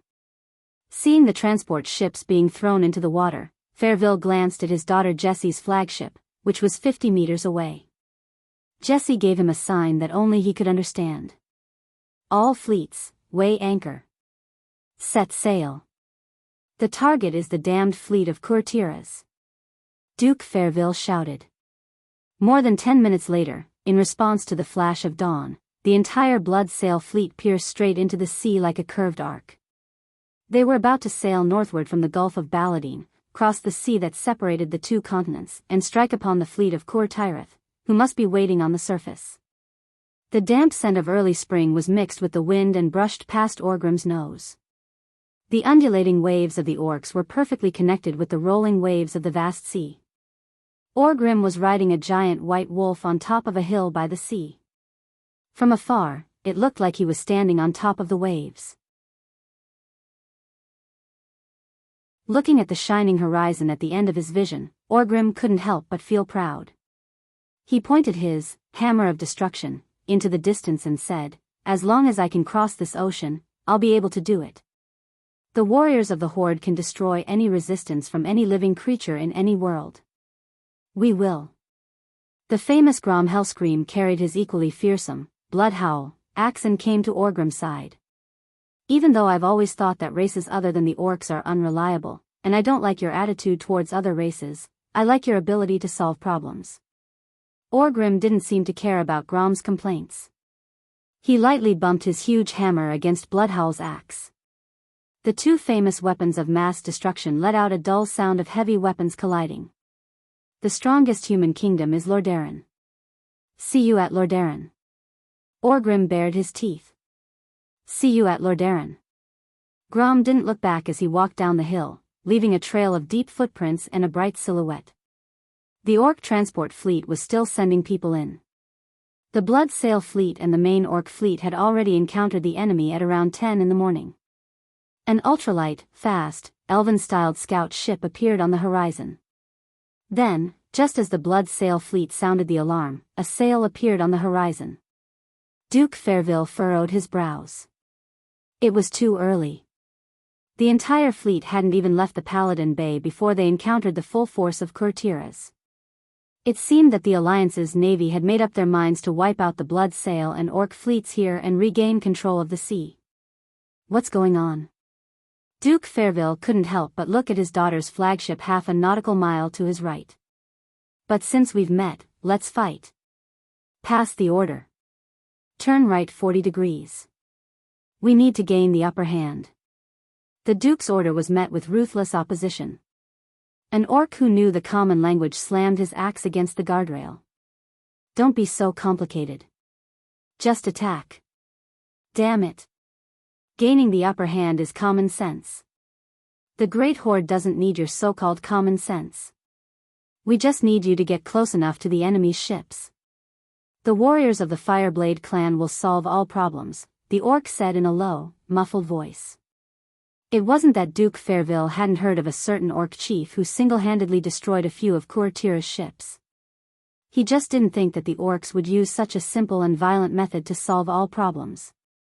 This went against all common sense in naval warfare. No. It wasn't just common sense. Fairville could clearly feel the orcs' distrust. That evil great tribal chief was eager for his bloodsail fleet to perish together with the human fleet, so that the beastmen's transport ships could safely pass through every sea in the world. TCH. But the situation was beyond his control. The Duke finally waved his hand. 10 seconds later, a blood-red coat of arms unfurled on his flagship. This idiotic order was immediately sent by the command ships to confirm the flag number again and again. Gritting his teeth, he confirmed. Just like that, the entire blood sail and orc fleet split into two columns and charged forward like idiots. The more rational Alliance fleet was like a crab baring its fangs and brandishing its claws. The fleet spread out like a pincer, surrounding the enemy in half an hour. At 10:45 in the morning, the famous Battle of the Paladin Bay began.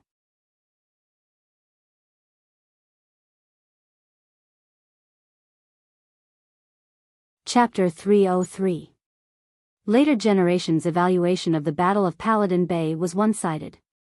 Of course, this was not a traditional naval battle either. The collision of the two ideologies made this naval battle a little strange. Traditional human navies pursued the doctrine of large ships and cannons.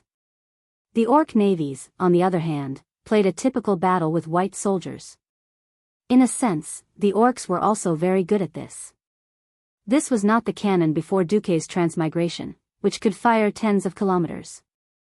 Even the World War II gunships couldn't fire at a distance of 20,000 meters.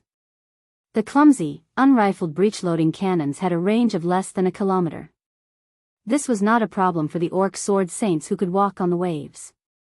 Hellscream dismantled a Gundam with its bare hands. Oh, it was Bloodhowl dismantling a warship.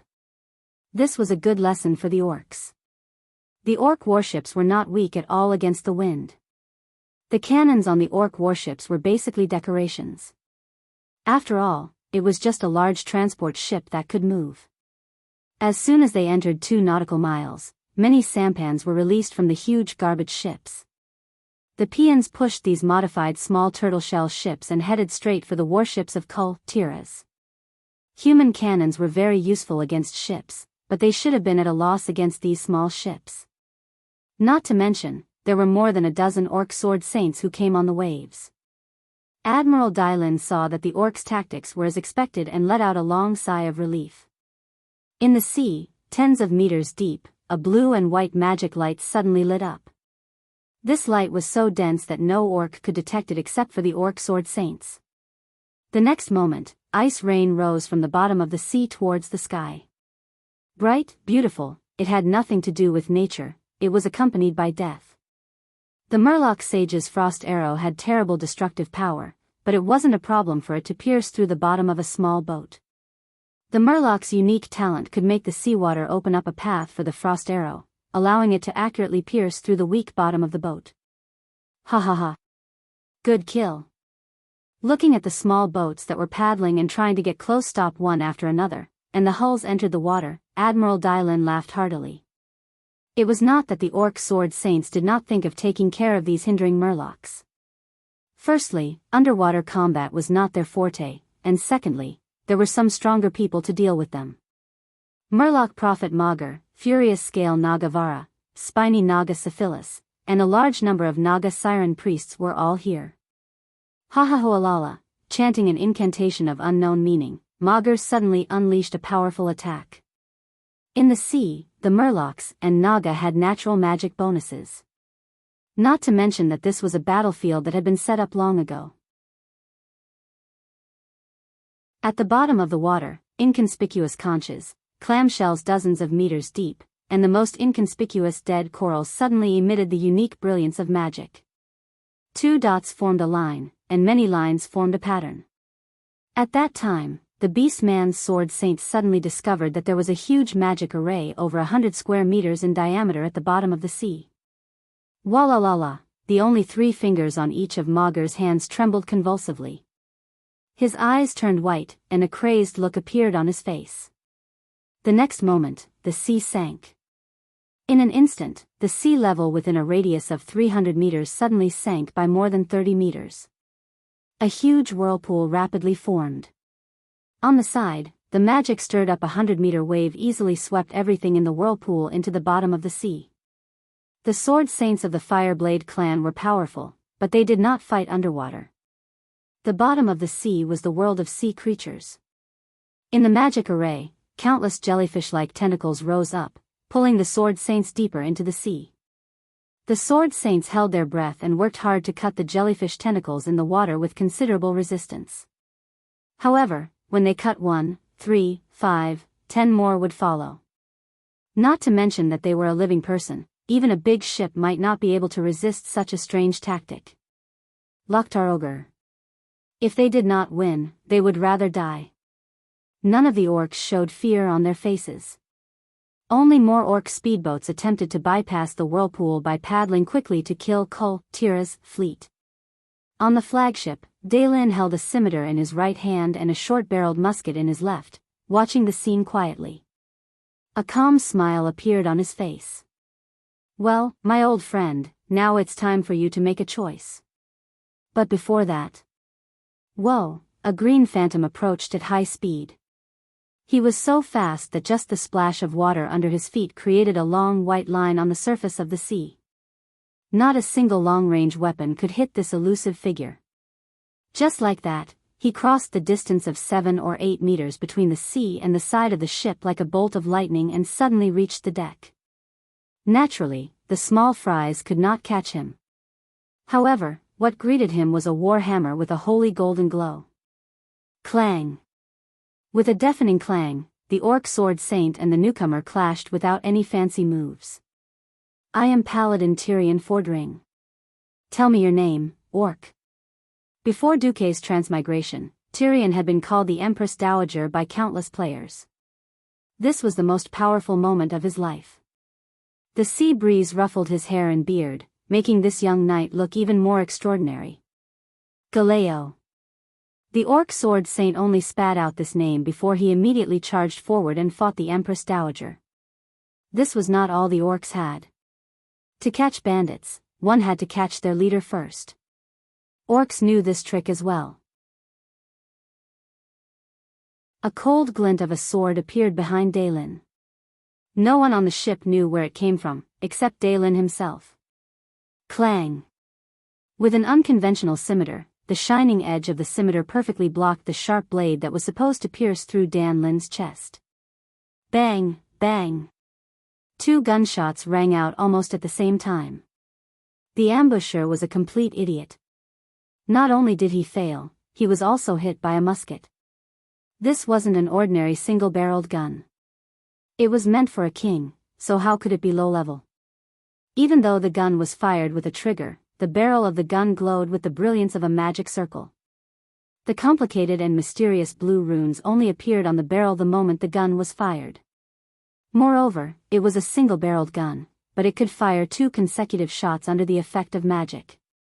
Whoever was hit by it would die. Wow! An orc sword saint with a red flag on his back, a string of huge white beads around his neck, and a single-edged broadsword in his hand groaned as he took 3 steps back and revealed himself. Despicable. He spoke in standard common language. Daelin's handsome face, which had been baptized by the sea breeze, smiled proudly. Hey! I don't want to be called despicable by an orc who only knows how to sneak up on me. We're at most on the same level. Don't you think so? Samuro.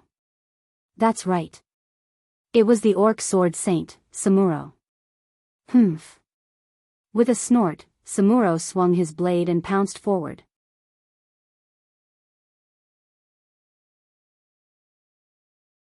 Chapter 304. The difference in strength between the 7 human kings was huge. The ones who could fight were humanoid nuclear bombs like Antonida's, while the ones who couldn't, such as Tarina's or Eden, would be blown away by the wind. Overall, Thoradin the Great's martial spirit had been passed down. Lang and Salas Trollbane's strength was above average. King Xion's strength was also off the charts after learning to transform, only slightly weaker than Queen Sylvia. Of course, King Dailin was also quite fierce, stepping into the realm of heroes. If it wasn't for the infuriating incident where he betrayed his father, Dailin wouldn't have been killed by Rexer and the other Horde heroes. Now, in a one-on-one battle, Dailin, who was still in his prime, was fighting Samuro. The Horde sent out strong fighters to attack, and the warships of both sides were still closing in on each other. About 1,000 meters away, on Duke Fairville's ship, the beast man in charge of monitoring the Duke gasped when he saw the arc of light from his hero's slash. Huh. I didn't expect the humans to have strong fighters. The beast men worshipped the strong. To them, a strong fighter could earn their respect beyond their race. 1,000 meters away, a person was just a small dot. But this didn't stop him from knowing that Samuro hadn't taken down the enemy's leader. The humans have more strong fighters than you think, Duke Fairville said coldly. But that doesn't include you, the beast man said harshly. Humph. The Duke snorted, and the beast man's sword saint behind him took a step forward, clearly threatening him. Now, you can play your favorite cannon battle. The beastman's arrogant order almost angered Fairville half to death. You're not even giving me the upper hand. Now that your brainless assault team is no longer effective, you want to let my ship take the lead? The frustration and helplessness almost drove Fairville crazy. What else could Fairville do? Right now, he and his fleet were like meat on the chopping board. He had to raise his hand and signal that he was ready to fire. Target, the beastman's trash battleships, a cold voice interrupted the Duke's words. Without giving anyone time to react, an ice-cold aura instantly exploded on the ship. A bone-chilling cold swept past everyone's face like lightning, but the only ones who were frozen were the beast-men in charge of guarding and the sword saint. In less than 1/100th of a second, all the beast-men near Duke Fairville had turned into ice sculptures. Every single orc's ferocious expression, their tensed muscles, their half-drawn blades, all the details could be seen clearly. Unfortunately, they were just ice sculptures that had lost their lives. A figure in blue and white robes suddenly appeared less than 3 meters in front of Duke Fairville. Sir Duke Marcus, I didn't expect you, the Alliance's vice commander, to personally take action. The Duke muttered to himself. Duque confidently appeared and raised his hand, casting an icicle spell that was mixed with the characteristics of a tornado, easily sending those beastmen flying over the side of the ship. Just before the ice cubes fell into the sea, a continuous "kacha" sound stimulated the eardrums of every blood sail pirate. Right before their eyes, the beastman watchers who had been threatening them for more than a month turned into beautiful ice crystals that dissipated with the wind. With great power comes great responsibility. Even the commander Lothar can charge at the front, so why can't I, the vice commander, do the same? Amidst the laughter, the watchers turned into ashes. The one who killed the watchers on Jesse Fairville's ship was Vanessa Van Cleef. The incompetent little maid who had just returned from a short period of training at Ravenholt Manor had sliced the beast man into 18 pieces with lightning-quick strikes. It wasn't just her. The assassins from MI7 and Stormwind had struck at lightning speed, killing every beast man on every bloodsail pirate ship. One after another, the bloodsail pirate ships raised the flag of the Alliance. At this point, even the slowest of the Horde knew that the bloodsail pirates had rebelled. I told you that humans are unreliable. The beastman captain on the Horde's warship roared angrily. He had the unskilled beastmen change the direction of the huge sails in an attempt to catch up to the bloodsail pirate warships while the wind was against them. The bloodsail pirate fleet was undoubtedly at a disadvantage against the Alliance's naval fleet. However, the bloodsail pirate fleet had the upper hand against the Horde's huge warships. The bloodsail pirate fleet's sudden change of tack brought great trouble to the Horde's warships. The original numerical advantage had instantly turned into a huge disparity in strength. Bang! Bang! Bang! The bloodsail pirate fleet opened fire. The huge shrapnel shot toward the masts of the Horde's warships hundreds of meters away. The well-trained and experienced bloodsail cannoneers easily destroyed most of the masts and sails of the Horde's warships in 2 or 3 rounds of bombardment. The Bloodsail pirate fleet tried their best to steer their ships in an S shape on the sea while trying to distance themselves from the Horde's warships to avoid being hit by the Alliance's cannons. After losing their masts and even their oars were cut off by Duque's Naga's trident, the Horde's huge warships were like a pile of garbage floating on the sea, helplessly and hopelessly enduring the Alliance's attacks. At this time, the Bloodsail pirate fleet was the first to cease fire. Why cease fire? Duque frowned slightly. If you knew the structure of the Horde's warships, you would know that cannons are useless against them, Duke Fairville explained. It's all because of those damned goblins. Fairville's eyes flashed with hatred at the mention of those short and greedy green-skinned creatures.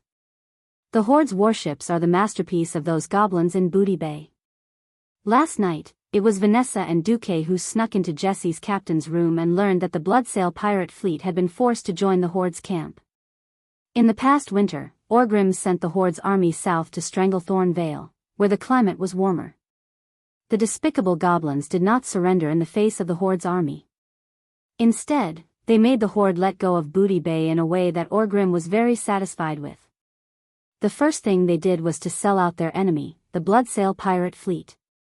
The Horde lacked a fleet, so the evil goblins suggested Orgrim to swallow up the Bloodsail pirate fleet.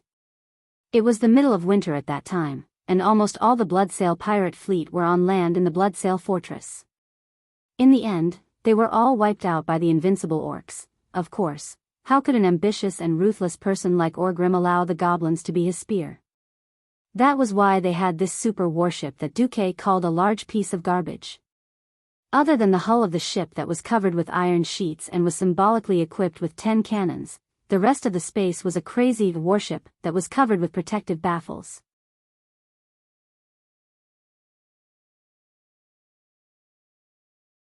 Chapter 305.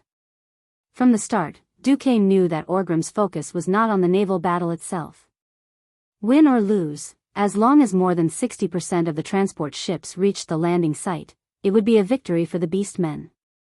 More than 80% would be a crushing victory. Looking at the horizon, Duque could clearly see the Horde's transport ships filling up the entire sea. There were so many of them that it was enough to make one's scalp go numb. Completely ignoring the naval battle, the transport ships headed north at high speed. Every Beastman laborer in the ships rowed with all their might, as if they wanted to vent all their energy on the sea. After receiving a warning from the system genie, Duque set his sights on one of the Beastman warships. He quickly issued a few orders. Vara, have your men use drills to take care of the Beastman warships. I want these rubbish piles to sink into the sea and turn into coral reefs. Maugre, after you've dealt with the sacred swordsman, attack the transport ships. Duque turned to Fairville. Don't worry about Dylan, and don't worry about your position in the Alliance. As I promised, as long as you fight this battle well, you and your fleet will be under Stormwind's command. A so-called duke who had left his own kingdom and was only left with a noble position in name, and had become a pirate, of course he could not be compared to Duke, who was the most popular person in the Alliance. Fervier bowed deeply, but no one noticed that Fervier's face was twitching in pain. Kurtira's 2nd and 4th fleets, the original Stormwind Kingdom's fleet, and the Bloodsail fleet sailed northeast at high speed. They wanted to send as many beastmen as possible to the bottom of the sea to feed the fishes while the beastmen were defenseless. Duque jumped out of the ship, and the surging seawater froze beneath his feet. This time, there was no need to save 50,000 Stormwind soldiers, and Duque did not waste any mana. He only kept the ice within a radius of 50 meters. As the waves surged, Duque bobbed up and down on the ice. Of course, Duque was indeed close to a huge Beastman warship. At this moment, a few huge figures appeared. Duque narrowed his eyes. 2 demonic guards wielding large weapons and 2 even larger apocalypse guards. These 4 demons lined up and surrounded the Beastman warlock in the middle as they floated above the sea. Hee hee. Greetings, human mage, I am Lakama Sharktooth, warlock of the Storm Marauder clan. The old and hunchbacked orc politely placed his left hand on his chest and saluted Duque. Duque frowned. Sure enough, he had messed up the course of the world. Lakama Sharktooth was indeed a famous ranker. Before Ghoul Dan fell into a coma because of Mediv, he was the unofficial leader of the Shadow Council, second only to Ghoul Dan. The problem was that in normal history, this old warlock was slaughtered by Ghoul Dan and used as a test subject to create a Death Knight. Why was he still alive? Furthermore, he was so strong.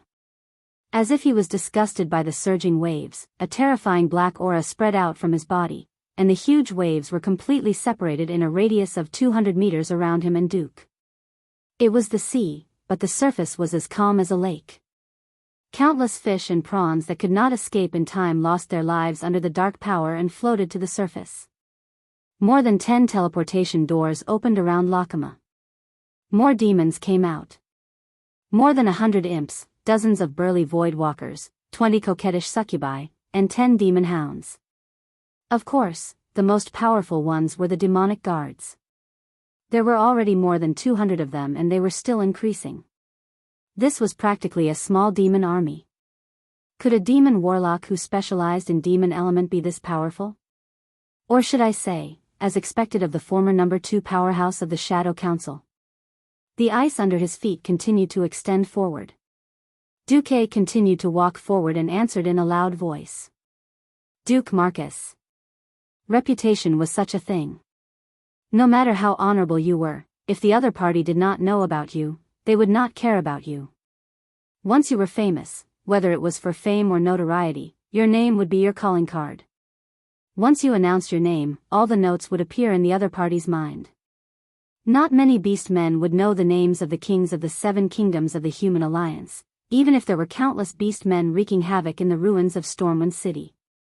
Perhaps many beast men remembered Lothar who had killed the previous great chief, but there was only one human that the entire tribe was familiar with. He was the destroyer of over 200,000 beast men, the Inferno Apostle in the eyes of the beast men, the most sinister and cunning great demon king, Duke Marcus. A gurgling sound came from Lakama's throat, followed by a strange demonic cry that was neither human nor beast. Wah! A large amount of dark aura shot out from the gaps between the bone spurs and the muscles on his back. Then, Lakama took out a bloody necklace from his space storage and put it around his neck. Duque's pupils suddenly shrank, and the muscles on his face twitched uncontrollably in anger. It was very simple. Every bead on the necklace was a shrunken human head, the head of the Storm Royal Mage Legion. He didn't have any deep relationships with them. Most of them were just nodding acquaintances to Duke, but every single one of them once had the same status as Duke. Using their heads to make a forbidden magic tool was undoubtedly a blasphemy to the entire Stormwind City and even the entire Alliance. Slap. Slap. Even though he was not attacked, Duque felt as if he had been slapped multiple times. His entire face was burning and stinging. He. Angry? Dissatisfied? No problem, you will soon become one of them. Ever since we fought with you human mages, it has been a lucky day for us warlocks. As long as we concentrate whatever magic circuit you have in your head and customize it, we can increase our spellcasting ability exponentially. Ha ha ha ha ha. Lakamard laughed wildly and waved his hand. 10 of the largest teleportation portals appeared. 10 terrifying yellow-skinned demons with huge demonic wings stepped through the teleportation portals. The moment they appeared, they cast water float and stared at Duque viciously. Duque suddenly raised his head. I have never liked to torture the souls of my defeated opponents, but for you, I have decided to make an exception.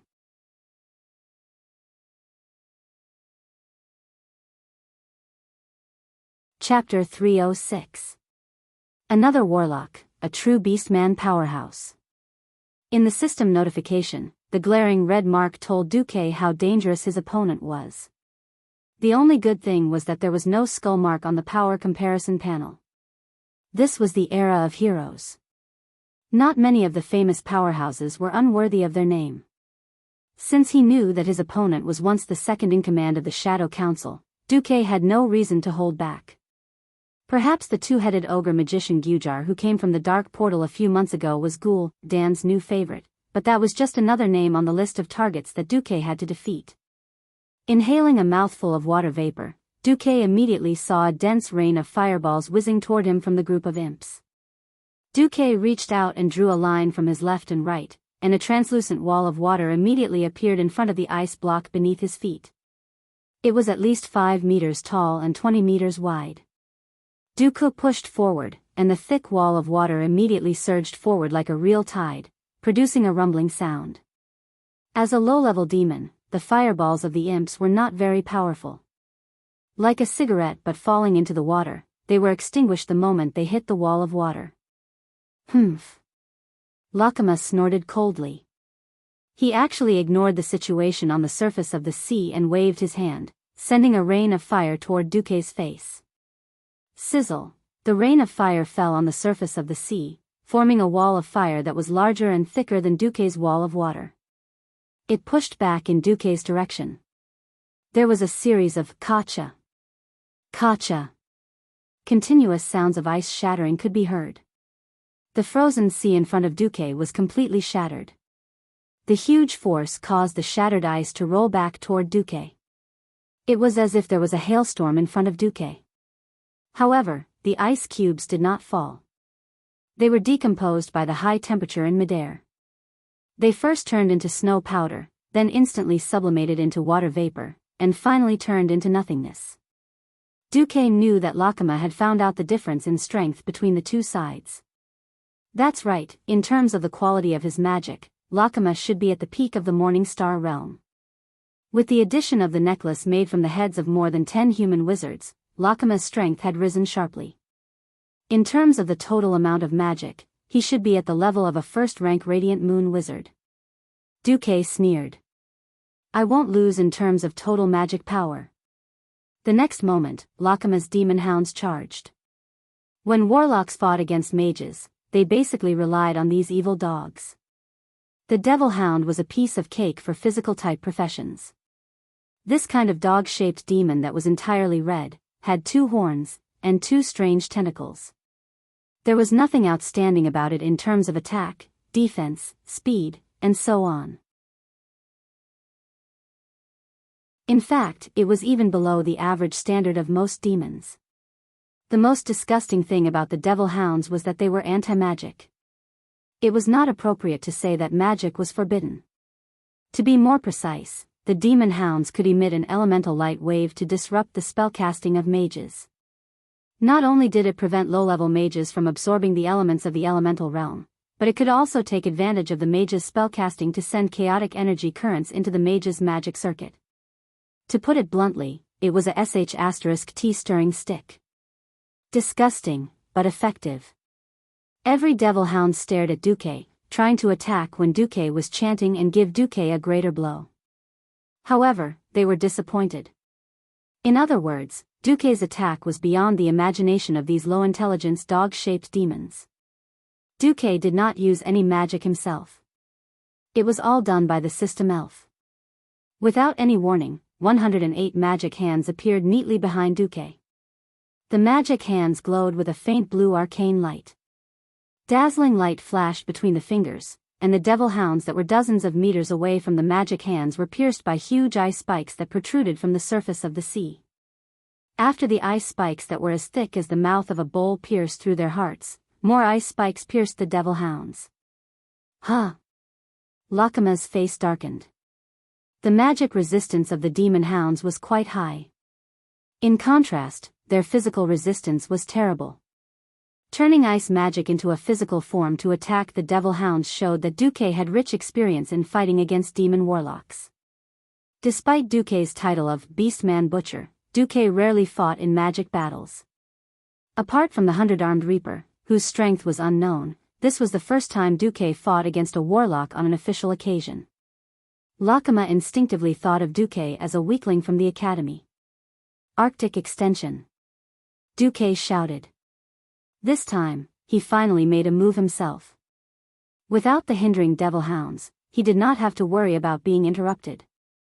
Even with the help of the system, Duque was very confident that he could quickly adjust the chaos of the magic circuit.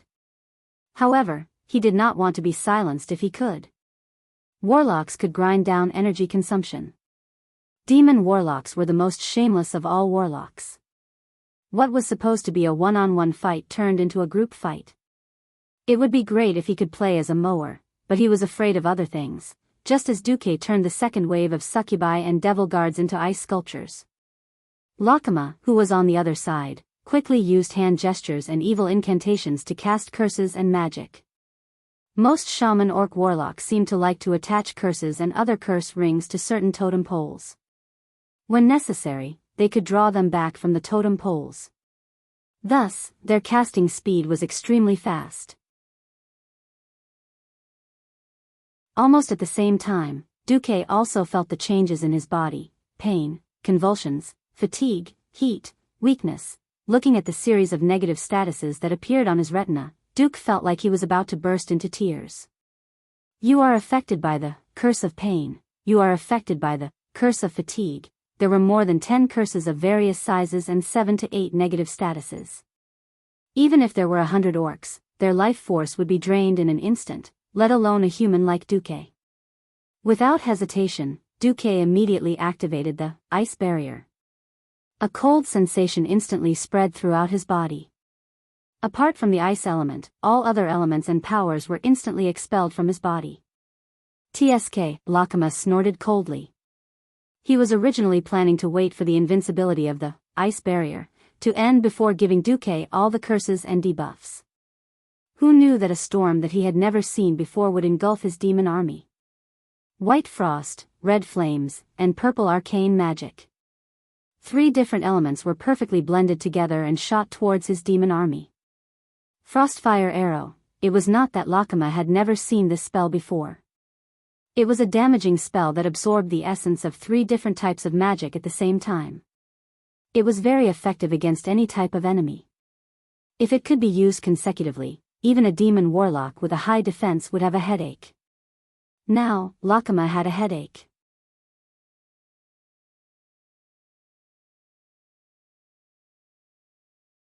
Chapter 307. Duque, who had frozen himself in the ice, was still standing there like an ice sculpture, but Lakama could hear the chanting of spells in unison. It was the same voice as Duque's. The chanting was so clear that Lakama could even hear every syllable. The question was, who was chanting? In the air, there were no people or mouths. There were only 108 hands of magic. The white elemental hands pushed the tricolored energy balls in their palms forward, and Lakama saw a storm forming. A storm of frostfire arcane arrows. Each of his attacks had the power of a peak sky mage at full strength. It was the same as 108 peak sky mages attacking at the same time. Lakama's green face turned dark green. The huge and glamorous light spun at a high speed, crossed the sea, and pierced through the bodies of the demons who had been buffed by water float. In an instant, they were torn into pieces and fell into the sea like a rain of blood and flesh. Almost immediately, Lakama's demons were left with only the strongest apocalypse guards. These huge yellow-skinned demons flapped their long bat wings and withstood this round of attacks with some difficulty. Lakama raised his hand, and the huge apocalypse guards charged at Duque at a high speed. However, a second and third round of frostfire arrows poured down on the apocalypse guards. Lakama watched in shock as his demon army, which was enough to destroy an entire army of 5,000 humans, was beaten down by the storm of magic arrows released by the hands of magic. Duque ended ice barrier. Lakama's fear worked. Duque fell into a terrifying illusion like an idiot and spun around on the ice like a drunkard. Although his willpower was quite impressive, he recovered in a second. Logically speaking, a mage who was in a state of mental confusion could not continue to cast spells. But Duque did it. The 36 hands of magic formed a group to release frostfire arrows, never stopping from beginning to end, and automatically aimed at the enemy to pour fire. There was no problem with the accuracy. It was as if every frostfire arrow was controlled by a mage. Regardless of whether the apocalypse guard dodged or blocked, the frostfire arrow would automatically adjust its angle and accurately hit the apocalypse guard's weak spot. At this moment, Lakama almost suspected that Duque had done the same thing as him, enslaving a group of mages and using their souls to cast spells for him. Unfortunately, there was no time for Lakama to hesitate. He gritted his teeth and unleashed all the curses and negative spells he had stored on the totem pole on Duque. Duque's crown of ice magic circuit spun rapidly, instantly activating rapid cooldown. This gave Duque the capital to activate ice barrier again. The powerful ice element once again drove away all the curses. Then, you finished casting instant curses? His magic power was depleted? Pray, then, damn the greenskins. Here comes the punishment of destruction. Along with Duque's angry roar, the 10 arcane circuits, the 100 arcane circuits, and the entire arcane throne magic circuit rumbled. How many times did the massive arcane energy circulate in a second in the magic circuit? How many times did the explosive energy that was akin to a nuclear generator increase? Duque had already lost count. As if responding to the rage of the morning star Duque, the sky suddenly turned dark. Dark clouds gathered, lightning flashed, and thunder rumbled. A dazzling purplish-blue light burst forth from Duque's body. This light was so glaring that Lakama could barely open his eyes. This was the top-grade meta-magic ability, Arcane Energy Storm. It was a powerful attack that overloaded the entire arcane circuit and increased the energy consumption by 50%. Without hesitation, Lakama summoned 20 Voidwalkers in one go. Then, with a wave of his hands, he sacrificed all of them to form a huge protective shield around his body. Lakama was very clear that even an entire group of wizards would not be able to break through the huge protective shield that he had sacrificed 40 precious soul fragments to create. In theory, this was impossible. Even the two powerful wizards that he had discovered in South Shore that day, Kel, Thuzad and Krasis, could not do it.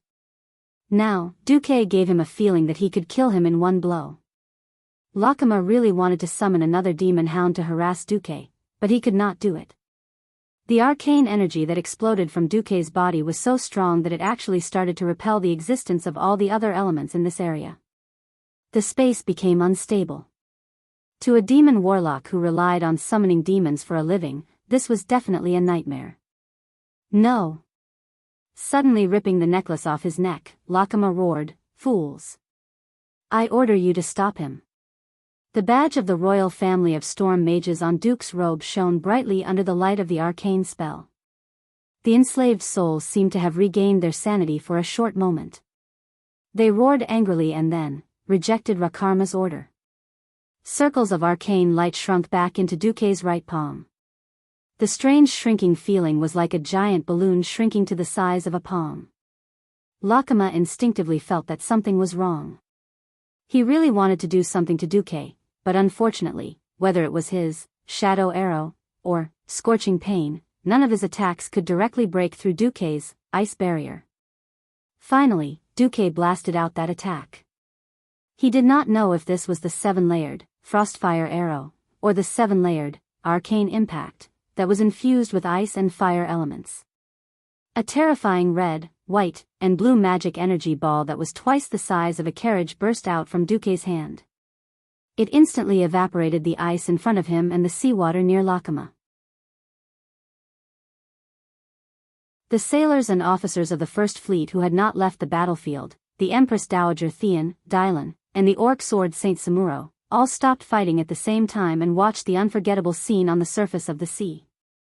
A white line visible to the naked eye appeared on the surface of the sea in the distance. The white line was not long, only a few dozen meters long. However, it split to the left and right, forming a horrifying deep valley that almost reached the coral reefs at the bottom of the bay. It was only a few meters away from the bottom of the sea. The deep valley was at least 30 to 40 meters wide. On both sides of the deep valley were two parallel waterfalls that were repelled by powerful magic. Damn it! Just a little bit more and it would be the legendary Ocean Division. Everyone's eyes widened, and they forgot to breathe. Time seemed to have frozen at this moment. Until Lakama, who was fighting with Duque, turned into ashes, until the huge cylindrical valley was once again covered by the seawater, time seemed to have returned to normal.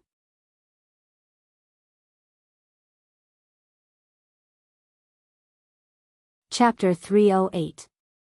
The magic battle left all the onlookers dumbfounded.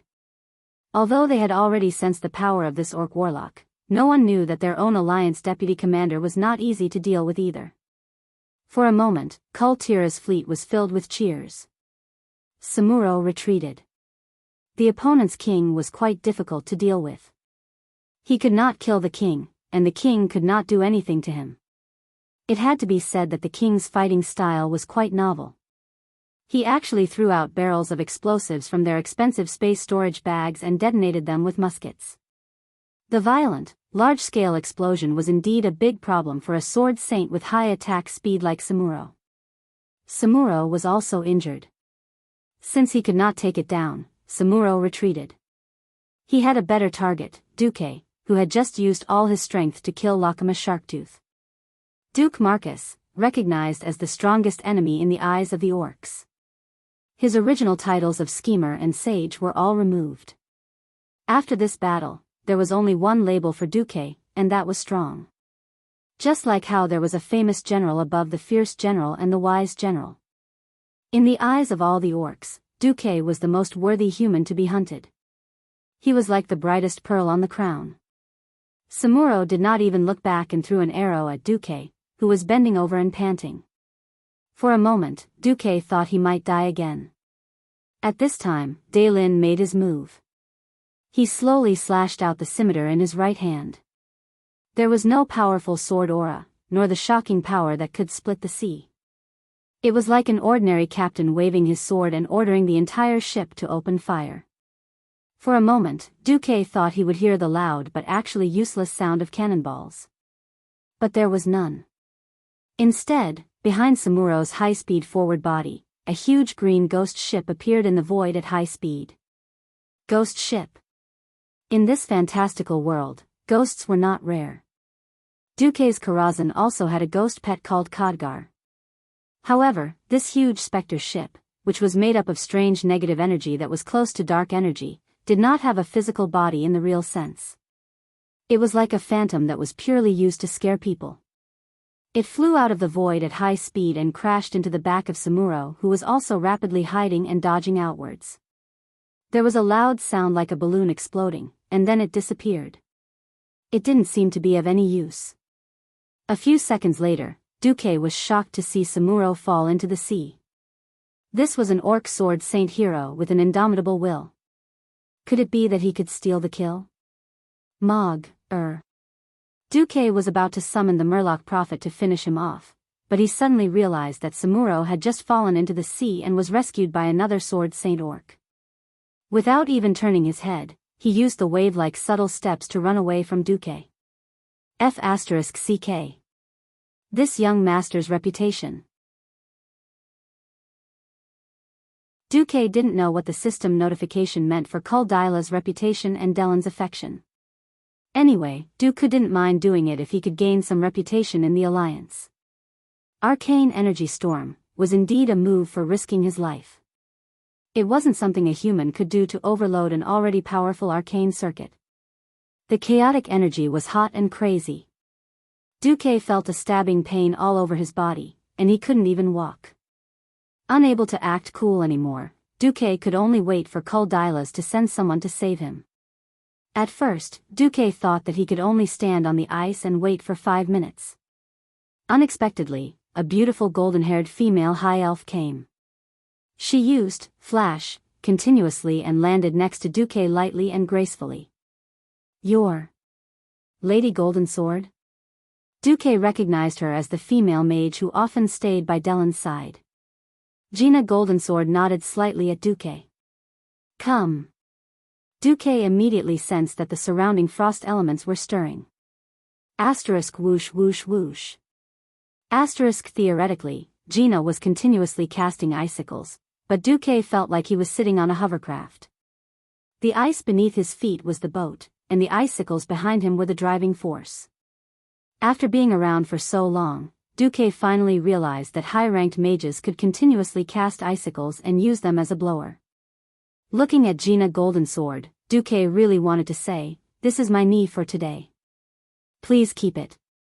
Thanks to Kuldila's court archmage, Duque boarded Dellen's messy flagship in just 3 minutes.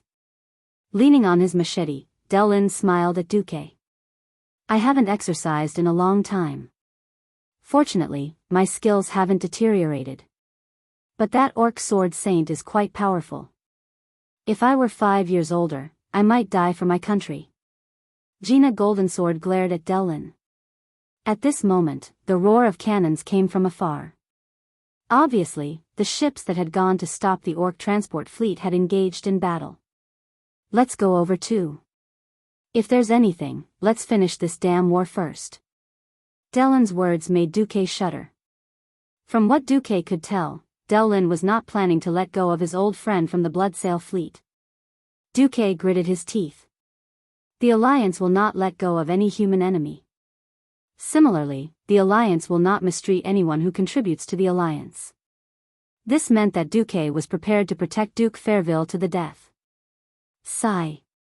Delin sighed as he patted Duque's shoulder. Duque, I'm not that inflexible. In the face of the threat of the human race's destruction, my personal grudges are nothing. All I want to say is that you don't understand Fairville. Duque suddenly understood.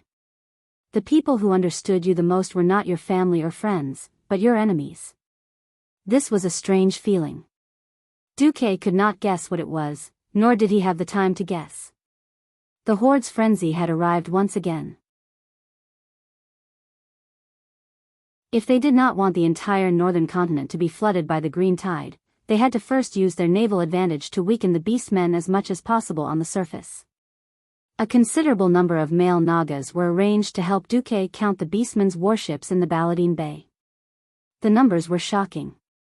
There were more than 25,000 transport ships of all sizes. More than half of them were empty ships used as pretenses. There were no more than 10 beastmen laborers, and no other beastmen. Even so, there were at least 100,000 laborers in order to control more than 10,000 empty ships. Only the Horde, where human lives were as cheap as ants, would do such a thing. Just as Duque was on Delin's warship and following Kurtiraz's first fleet to join the battle, a shocking piece of news arrived. The transport ships that rushed out of the Baladine Bay did not all go to South Shore.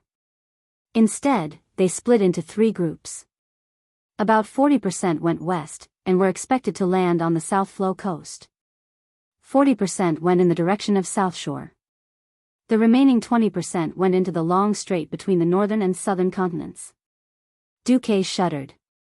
The thing he was most worried about had happened. The beastmen had split up.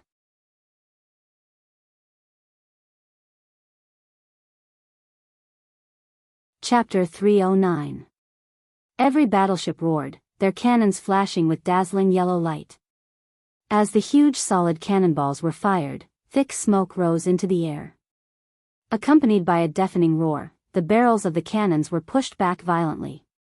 Black arcs of light traversed hundreds of meters in the air and bombarded the transport ships. The continuous explosions of cannonballs tore through the air, completely drowning out the roaring sea breeze. Dragging the black arcs of light behind them, the metal balls dancing in the air became unmistakable emissaries of death. Cannonballs were like grim reapers who placed human lives on a scale. The difference was that one side was luck, and the other side was death. Whether it was a huge splash that brushed past one's body, or whether it was a direct hit and one was killed in the sea, this was like a metaphysical game. In a sense, being killed by a cannonball was also a kind of luck. At least they did not have to endure this endless torture.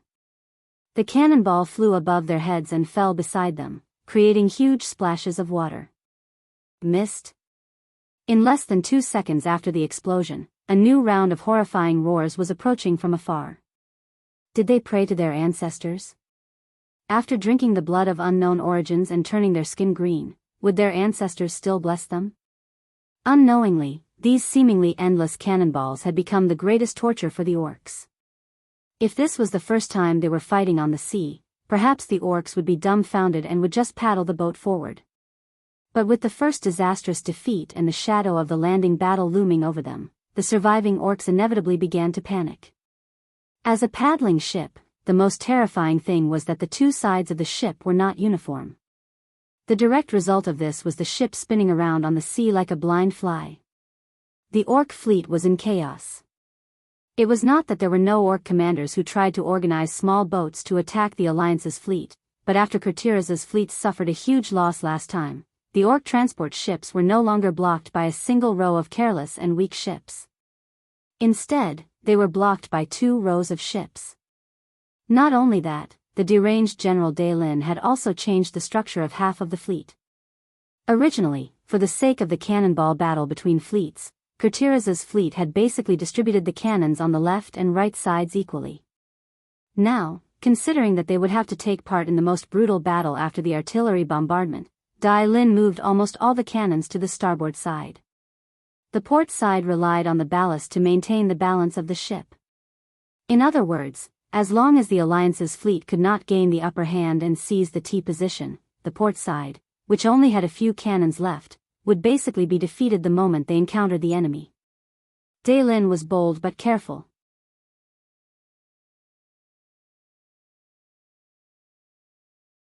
If you let more than 8,000 transport ships land on the South Stream coast, Tarinas and Xi'an will immediately come to kill you. And the good news? At this rate, we have a chance to let more than half of the orcs sink to the bottom of the sea to feed the fishes. Daylin whistled. I'll leave the Second Fleet and Storm Fleet at South Shore for you to deploy. Leave those that pass through the straits, and I'll pull the rest to the other side of the South Stream coast. Duque pondered for a moment. Daylin still refused to let go of the Heartsail pirates, so this was the only way. Promise me. Don't worry, I'll treat them fairly, even if they're forced to kill my Third Fleet. Duque stared at Daylin for a moment and finally nodded. On the battlefield, the opportunity was fleeting. There was no time to hesitate. The situation here was also reflected in the command center of South Shore. Lothar gritted his teeth and looked at Lang. General Lang, can I give you the best defense line in South Shore? Lang looked at his childhood friend. Lothar's battle in the past year was still vivid in his mind. Lang patted Lothar's shoulder. I'm not a child who has been on the battlefield for the first time. If such a good defense can be penetrated, I'd rather die. No, I don't want you to die. Lang punched Lothar in the chest. Go, General Lothar. The Alliance needs you. Without further hesitation, Lothar called out to Turalian. Let's go. Our destination is the South Stream coast. With almost all of his cavalry, Lothar had to reach the Shadowfang citadel before the horde landed. The cruelest battle was about to begin.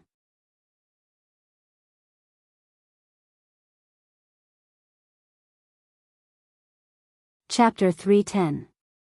At first glance, the attack on South Shore was shockingly similar to the Battle of South Shore the year before. In fact, when Duque received the banner of the tribe, Duque really looked down on the attacking tribes. Simply put, none of them were in the top 10. At first, Duque thought that hanging Blackhand's head would at least attract Blackhand's 2 brainless sons, Red Blackhand. None.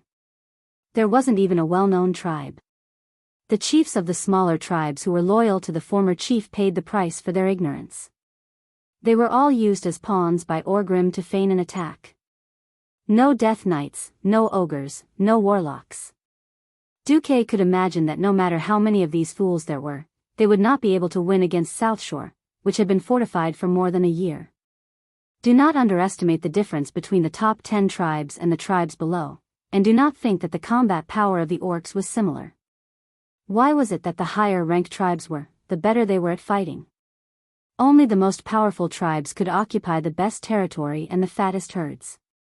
On the other hand, because of the good territory, they could afford to raise more warriors and tribesmen. This situation was like a rolling snowball. Unless they lost a lot of long-range warriors, it would be difficult for them to decline. Generally speaking, the official warriors of the top 10 tribes, even the females, were rarely less than 2 meters tall. However, the warriors of the tribes below were at most 10% or 20% stronger than the orc laborers. On the morning of the 29th of March, the second battle of South Shore began. Duque's face was ashen. It was not because South Shore's defense line was tight. On the contrary, it was impregnable. Lang, the general of the army, still had the time to chat with Duque. What made Duque angry was that Lothar had taken away almost all the elites of the alliance. Those who were left in South Shore were basically infantrymen. There were 80,000 soldiers from Stormwind, 30,000 infantrymen from Lordaeron, Duque's new Storm Mage Legion, and the disorganized Lordaeron's 3rd Cavalry Regiment with only 1,500 cavalrymen. All the other elites, including High Lord Mograine, had been transferred to the south and north stream coasts. How could Lothar do this to me?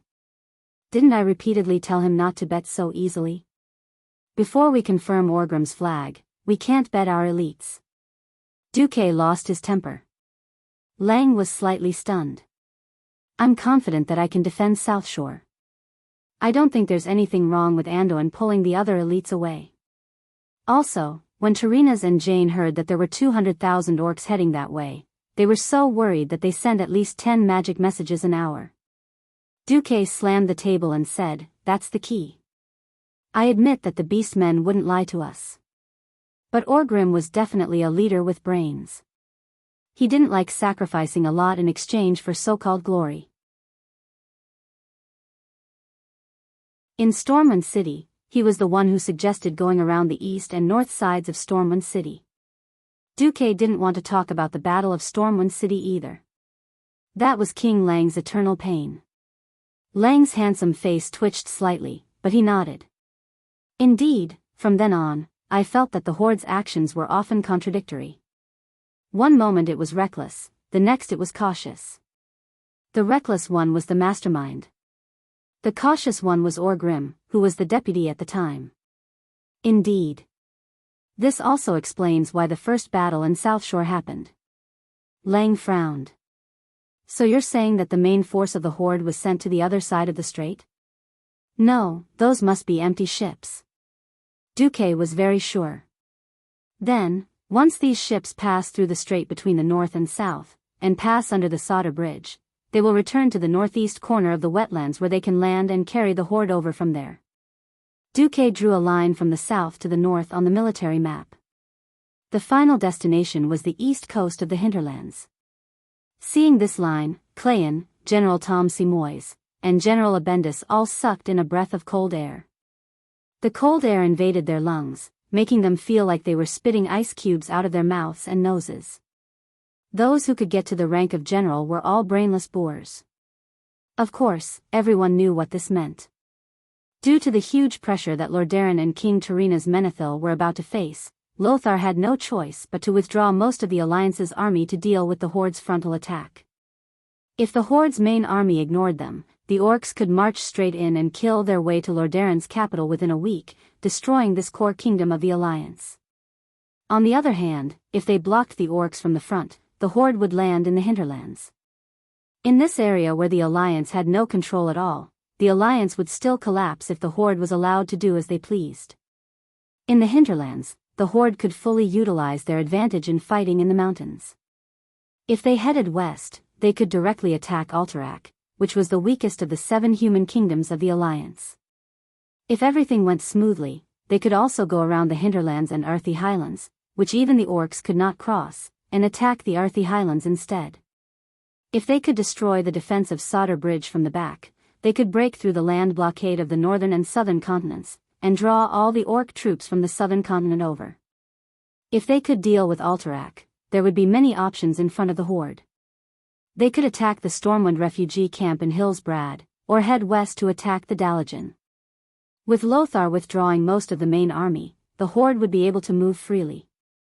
The more Lang and the others watched, the more frightened they became. General Abendis raised a question. Deputy Commander-in-Chief, didn't you ask General Trobain to deploy a large number of catapults and ballistae along the strait?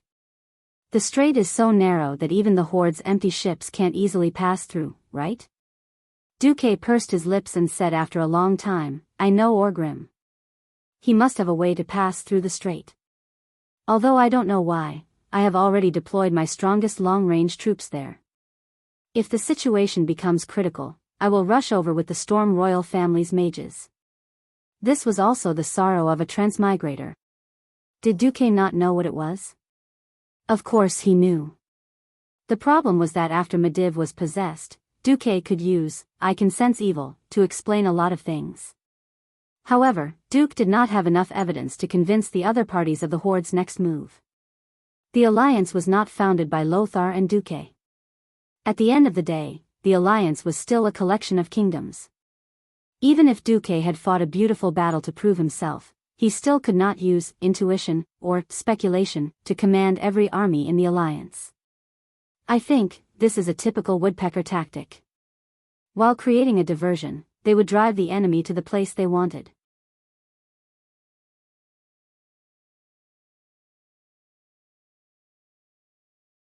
Chapter 311. Looking at Duque's distressed expression, Lang understood. He patted Duque's shoulder.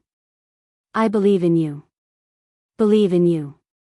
It was just a few simple words, but they were extremely heavy. This was not the trust of an ordinary person. This was the trust of a king, the trust of a king with all the power of the kingdom. Lang used practical actions to show his support for Duque. "Tom, I want you to use an elite regiment and a few new regiments to block the Horde's attack on South Shore. Can you do that?" Under normal circumstances, General Seamus would definitely spit at this. Sending a rookie regiment to die was a task that could be easily won as long as the main force was deployed. This was a completely blind command. Seamus now understood that Lang was deliberately saving strength for the Battle of the Hinterlands that Duque had mentioned. Seamus nodded. "I will withdraw the Griffin regiment as a reserve." Abendis was also very conflicted. He looked at Lang, then at Duque. Recalling all the miracles that Duque had done in the past, he felt a little helpless. "All right, I will withdraw my elite regiment as well." "Thank you." Duque quickly calculated. With the full support of Lang and Abendis, along with emergency support when necessary, it should be barely enough. Duque turned to his deputy, Windsor. "Given that the Horde intends to send transport ships through the strait between the northern and southern continents, it is very likely that the Horde will launch an aerial attack on the southern defensive line of Stormguard. At the same time, if the transport ships pass through the strait, the Horde will launch a landing operation targeting the hinterlands. I hope that General Trollbane can consider the situation and send more support from Rapidsburg." The Arthi Highlands and the hinterlands were separated by high mountains, and there were many elemental creatures that ran around and attacked anyone they saw. It was quite troublesome to mobilize troops.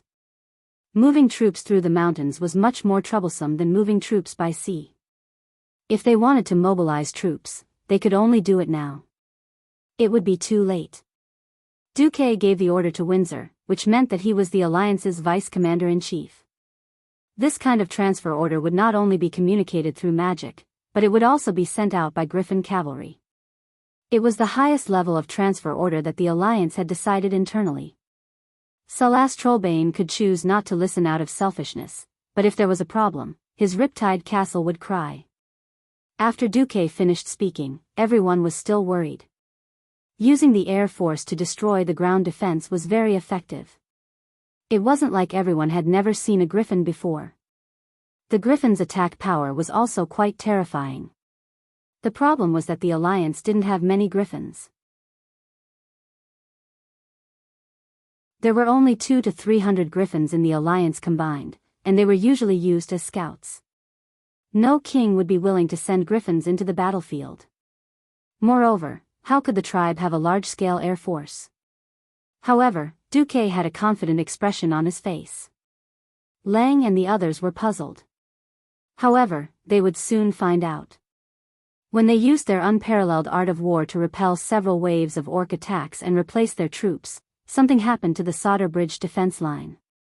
From the distance, the Horde had entered the strait earlier, but Stromguard's defense line was set up with the Solder Bridge as the center. This caused the Riptide Castle army to enter the battle a step later than South Shore. Whoosh! The huge projectile vehicle used its long mechanical arm to throw a large basket of rocks the size of a human head at the Horde's transport ship in the center of the strait.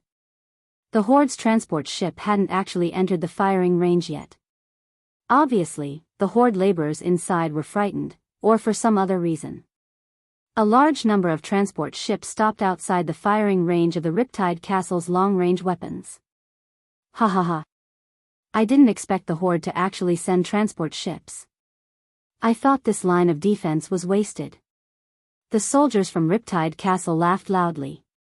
During the time they guarded the Sada Bridge, the Riptide Castle people used a large number of ballistae, catapults, and cannons, and actually trained batches of engineers, artillerymen, and ballistae who were very good at operating. This was an unexpected gain.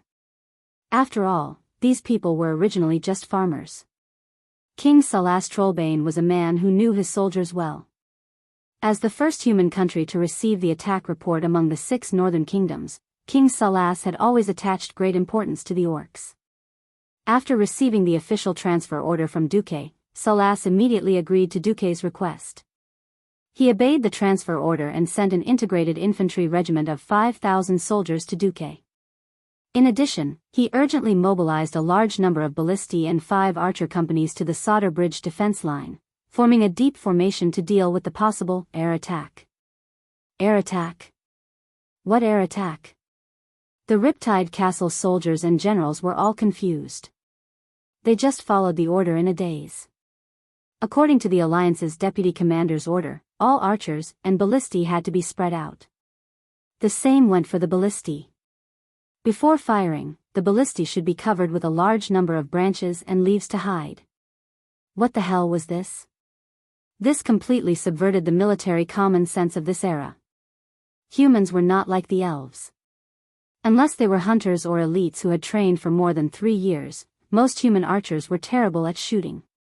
Ordinary arrows would not be able to hit more than 20 meters away.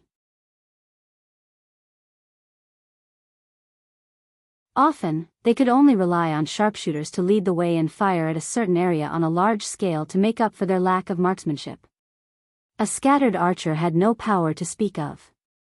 This was common knowledge in the military of the human race.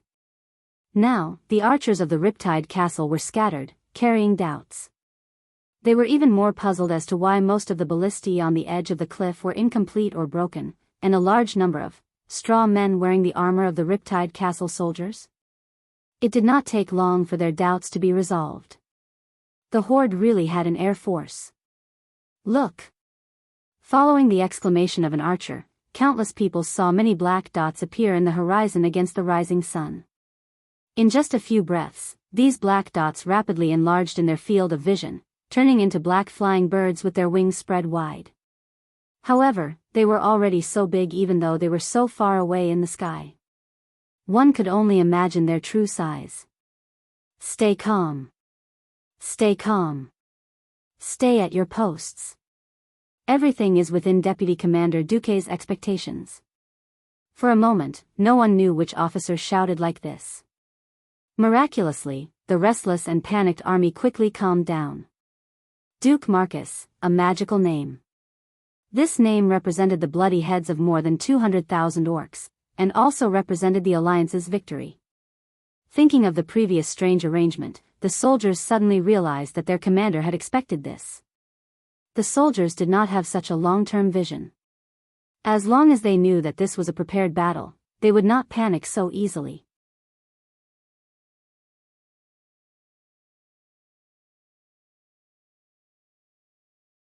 Chapter 312. No soldier would dislike a commander-in-chief who always had the upper hand and could predict the enemy like a god.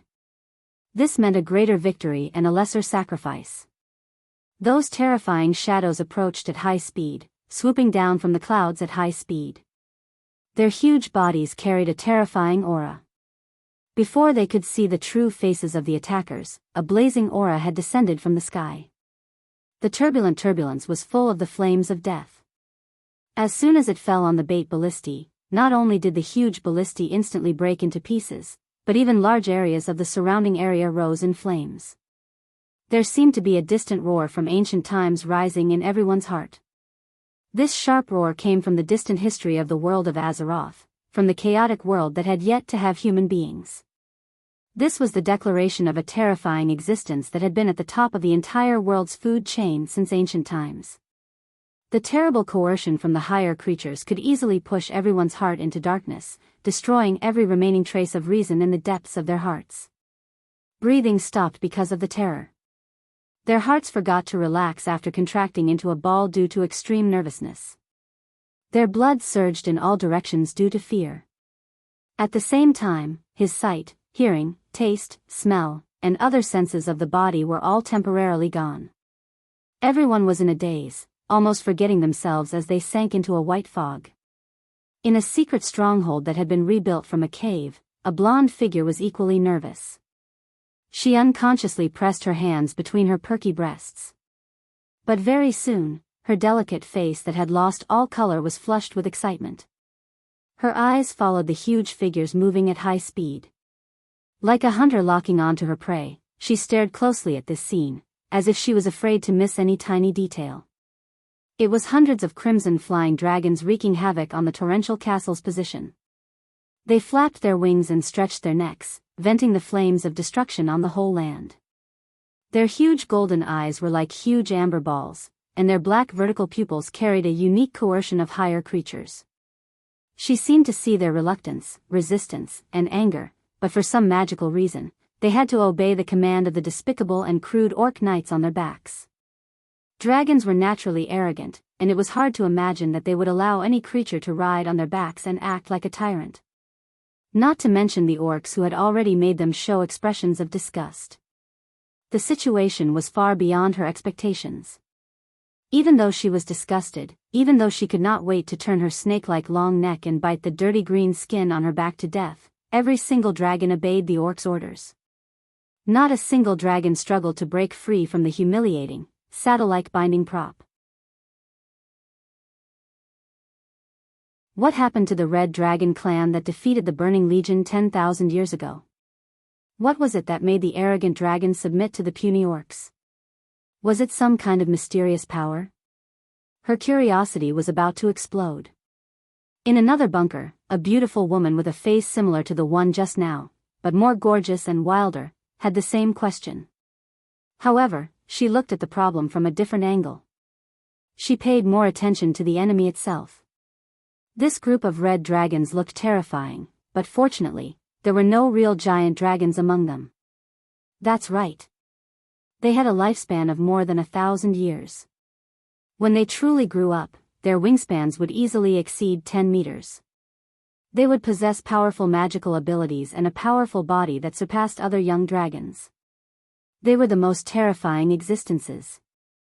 Although these red dragons in the sky looked very powerful, compared to a real giant dragon, they were far from it. Whether it was magical abilities, physical combat abilities, or intelligence, the beautiful woman, of course, was Aurelia Windrunner. The moment she received the news that the Horde's transport fleet had split up, she was forced to come here by Duque using the magic that she hated the most. Regarding this, Aurelia was a little angry. That terrible trip to space had left her in a daze. Now she knew why. She also understood why Duque repeatedly told her to just kill the enemy's cavalry. Damn it, that rascal Duque definitely knew something. Rascal, can't you just tell me directly? You're always so secretive. Aurelia spat angrily, hating a certain someone. Windrunner had a jumpy personality. As the most mature elder sister, Aurelia still cared about the big picture. She turned her head and looked at Alucia Berev, who had just been urgently transferred here today. Miss Berev, I'm counting on you. Alucia nodded calmly. Aurelia whistled, and the sound of the wind poured out. Are you ready? Cervanez's voice came through the wind. Who do you think I am? That voice was like a proud warhorse that was ready to charge. Then, let's go. The flames that the Red Dragon army spewed out were too much and too fierce. The entire area was covered in flames like a sea of fire. More torrents with blazing golden light descended from the sky, making the waves of the sea of fire rise higher and higher. Just then, over 100 elemental fluctuations attracted the attention of the Red Dragon army. Human magicians? In the sky, the chief of the Dragon Maw clan, Zuluhid, who was riding the largest red dragon, narrowed his eyes. He let the red dragon under him hover in the air, trying to find those damn human magicians from the sky. In any case, human magicians were rare, and humans could threaten the dragon army. Not to mention an organized group of magicians. After Orgrim purged the Shadow Council, the Horde was indeed more united, and there was only one voice left. On the other hand, the Horde was lacking in magicians. Almost every chieftain was ordered by Orgrim to prioritize killing the opposing mages. Zuluhid was disappointed. Not a single human could be seen, let alone magicians. The humans who used to be incomparably arrogant had all turned into cowards. Humph. Zuluhid called out, and one of his subordinates immediately lowered the red dragon mount and dove into the strait, raising a huge special war flag. That was the signal. The orc transport ships that had stopped outside the range of the catapults suddenly moved. The laborers rowed hard to get the transport ships moving again, trying to cross the strait faster. On the other side, at the southern end of Sauder Bridge, a group of orcs began to charge. They obviously wanted to use the cover of the Red Dragon army to kill their way over as soon as possible and open up the most convenient and fast way to invade. The Horde's attack went smoothly. The sudden appearance of the Red Dragon suppressed all resistance from the humans, until an emerald arrow appeared.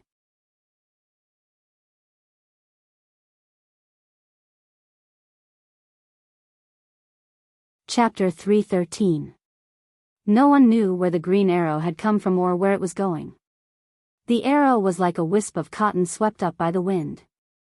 It was unbelievably light. It streaked across the sky above the scorched land, passed through the sea of fire, and finally floated dozens of meters in the air. It wasn't that no orc dragon riders noticed this strange green color, it was just that this green color was too harmless to humans and animals. But something strange happened. An orc riding on a red dragon launched a dive that had been done countless times. His target was the human camp to the north of Sauder Bridge. Even though the humans had all run away, as long as the ballistae and cannons fixed on the hilltop weren't destroyed, the humans could charge out of their bunkers and inflict heavy casualties on the orc army that was attacking the North Bridge again. At this time, that green color fused with the green color on the Beastman Dragoon's neck. An arrow pierced through. There was no more life. The orc's eyes widened. He didn't understand at all. Why did he die? When did he get attacked? The blood spurting out of his throat drew a long line of blood in the air because of the dragon's high speed. His vision darkened, and he fell from the dragon's back. Suddenly losing its controller, the young crimson dragon was at a loss. It quickly stopped its dragon breath. Dragon breath wasn't cabbage. It took a lot of energy for a giant dragon to use dragon breath. The continuous breaths just now had already made it hard for him to breathe. Now that the controller had been killed, he was happy to free himself. With a happy roar, he immediately flapped his wings and flew into the sky. Before receiving that order, he longed to breathe the air of freedom. This thought made him quickly leave the battlefield and fly to who knows where. This orc's unfortunate encounter attracted the attention of the Dragon Maw clan's orc dragon riders.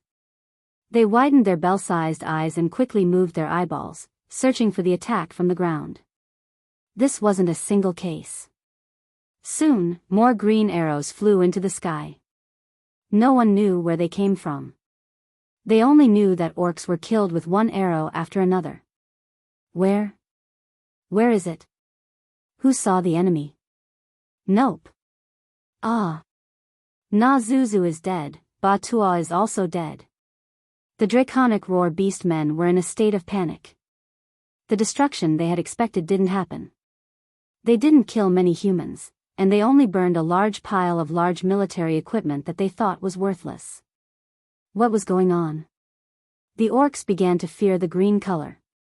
They even pulled on the red dragon's reins when they saw it, causing the red dragon to ascend at a high speed. It was useless. Those green arrows were like ghosts, and they could actually coordinate with each other. For example, an orc saw an arrow flying towards him from his left. When he tried to dodge the arrow in a panic, an arrow silently came from his blind spot to his right and ended his life. After the 20th Beastman Dragon Rider was killed, no Beastman dared to ride a red dragon within 100 meters of the ground. At this moment, they suddenly realized that the flames on the ground had been extinguished. It wasn't that the flames couldn't burn any longer, but that the flames had been extinguished. An icy aura quickly spread across the land, and the rolling white mist covered every single flame, snuffing them out in the cold. As the cold air covered the land, a large group of slender green figures began to appear in the icy mist on the ground. Rangers of the High Elves? Zulud was extremely shocked. They actually let their precious mages use large-scale war magic to protect these elves? It had to be said that this was a genius idea. No longer restricted by the limited range and narrow field of vision, the range of the elves' arrows was greatly increased. This time, a total of 5 Beastman dragon riders were shot dead at a distance of about 150 meters from the ground. This is impossible. Zulud cried out in shock. This had completely surpassed the concept of bows and arrows, and it defied all so-called common sense. Using a delicate longbow to shoot down a giant dragon that was doing all sorts of evasive maneuvers 150 meters in the air was already very impressive, not to mention the orc cavalrymen who were sitting on the giant dragon and couldn't be seen from the ground. What kind of terrifying and mysterious archery was this? It was completely unimaginable what kind of being could shoot such an arrow. Zulud's mind was filled with projectile monsters that were stronger than ogres. If he knew that the real archers were just 2 seemingly delicate blonde elven girls, he really didn't know how he would feel. In any case, not a single red dragon cavalryman dared to approach the ground. Even the lowest red dragon was 300 meters above the ground. Zulud cursed angrily. He stared at the transport ship that was about to enter the bottom of Solder Bridge and gritted his teeth. Alright, at least I've escorted the transport ship over and completed the chief's mission. It was as if he was making the greatest mockery of Zulud and his Dragon Maw cavalry. At this moment, a pair of fearless humans rushed out of cover and ran towards an intact catapult that was placed on the edge of the cliff. It looked like they were going to use the catapult to finish off the transport ship in the strait. Zulud's lungs were about to explode. Dive! Use dragon breath to burn those guys to ashes. But, what about the elven rangers? Every surviving Dragon Maw cavalry member felt a lingering fear.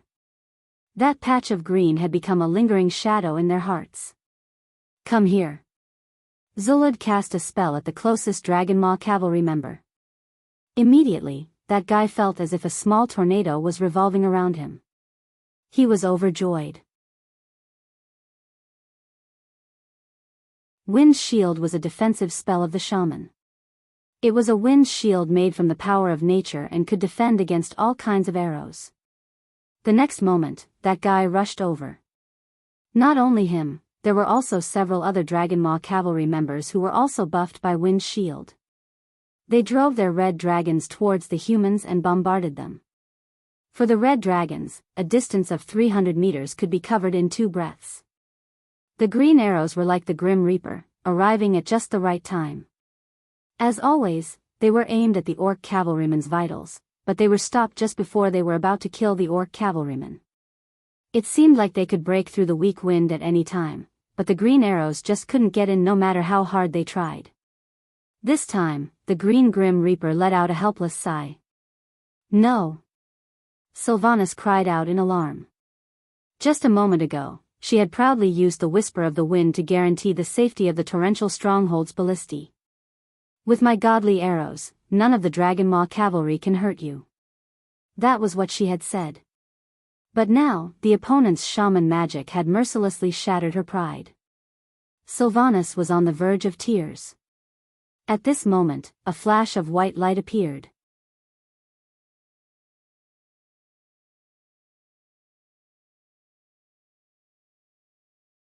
Chapter 314. Wind Arrow, the unique skill of the Windrunner family. The heaven-defying Windrunner could make these arrows, which were as light as cotton wool, float along with the wind. Yes. Not shoot, not pierce, but float. By locking on to the opponent's vital points in the wind, the arrow would float along the preset wind trajectory to its destination. The human body moved in the air, and every movement of the limbs had to expel the air near its destination. The movement of air was the wind. If one did not understand the law of the wind, or use something to break the law of the wind, then no matter how one dodged or how strong the wind was, the wind arrow would still hit its intended target. However, no matter what level of godly skill it was, it still crossed the boundary of skill and was included in the category of nature magic. Savannah's and Aurelia's wind arrow had always been successful. Even when facing orc warlocks, there was never a situation where they could not hit their target. Of course, it was a different matter if the opponent used a shield to block the attack. The wind arrow was indeed the nemesis of the Dragonmaw clan's dragon cavalry, who had almost no armor in order to reduce their weight.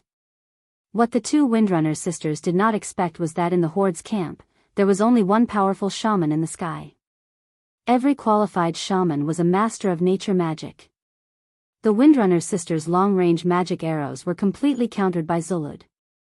It was not that the Windrunner sisters could not defeat Zulud. In the first place, this so-called duel had a very unfair premise: the giant dragon. Although he couldn't tell which dragon Zulud was riding, he could tell from the size of the red dragon that it was definitely more than 1,000 years old. It could take on a human form and cast a lot of magic. It was a true dragon in the truest sense of the word. The army was already at a disadvantage against the Air Force. They were completely defeated in terms of mobility, not to mention that Zulud was riding an adult red dragon that was the ruler of the sky. Zulud could easily defend and not attack, allowing the giant dragon to take care of anyone. With these two factors combined, the Windrunner sisters were at a great disadvantage, especially those brave torrential fort ballista gunners. Cervantes would not be able to forgive himself for a long time if those brave torrential fort ballista gunners were really burned to death. No, it was the same mournful cry that lingered for a long time. A ranger could be a sharp attacker, but unfortunately, a ranger could never be a protector like a paladin. Cervantes could only watch helplessly as the red dragon's flames descended upon those brave warriors who had summoned their courage to come out, only to face the flames of death helplessly and hopelessly. Cervantes didn't have any special feelings towards ordinary humans. However, for these people who bore her promise, if they died, it would undoubtedly be a mockery and destruction to the pride in Cervantes' heart. Even Aurelia, who was not far away, bit her red lips. Perhaps this will destroy the trust humans have in us. In that instant, the Windrunner sisters felt their hearts wrench in pain. A streak of familiar white light saved those crossbow gunners, as well as the Windstalker's promise. Hand of magic, it was this thing again. When a hand of magic played instant division, from 1 to 2, then 2 to 4, until there were 128, it might seem like just a magic trick. When 128 hands of magic cast, icicle, at the same time, using 128 small ice whirlwinds to form a huge wall of ice, blocking the dragon breath of the 5 young red dragons, when the elements of ice and fire collided fiercely in midair, condensing into a gorgeous boundary line of ice and fire, Aurelia and Cervantes shouted the same name in infinite surprise at the same time. Duque. Duque, different ending notes, different lingering charm, and the same surprise. After shouting at the same time, the two sisters looked at each other from 50 meters away, which was rare. They both saw the embarrassment in each other's eyes, and then looked away at the same time. Well, no matter what, their promise was kept. A flash. In a sudden dazzling white light, Duque's figure suddenly appeared next to the panicked cannoneers. Duque smiled at them. Attack. Duke Marcus, the deputy commander of the Alliance, is with you. At this time, the panicked cannoneers all revealed ecstatic smiles. Thank you very much, honorable deputy commander. Oh my God. This is so happy. The high-ranking mage, the Duke of Stormwind, the extraordinary deputy commander of the Alliance of Lordaeron, Duque, is personally protecting us. Even though they saw it with their own eyes, the cannoneers still could not believe their eyes. If he could survive today, he would definitely brag to his descendants for the rest of their lives. Back then, I, your grandfather, was protected by the magic of the Alliance's vice-commander. I survived the flames of the 5 red dragons, and I even braved the dragon's breath that could burn the earth to ashes to open fire at those damn orc transport ships. With joy and excitement, the cannoneers skillfully operated the cannons and roared at the transport ships in the center of the strait. Duque's appearance scared Zulud and his men.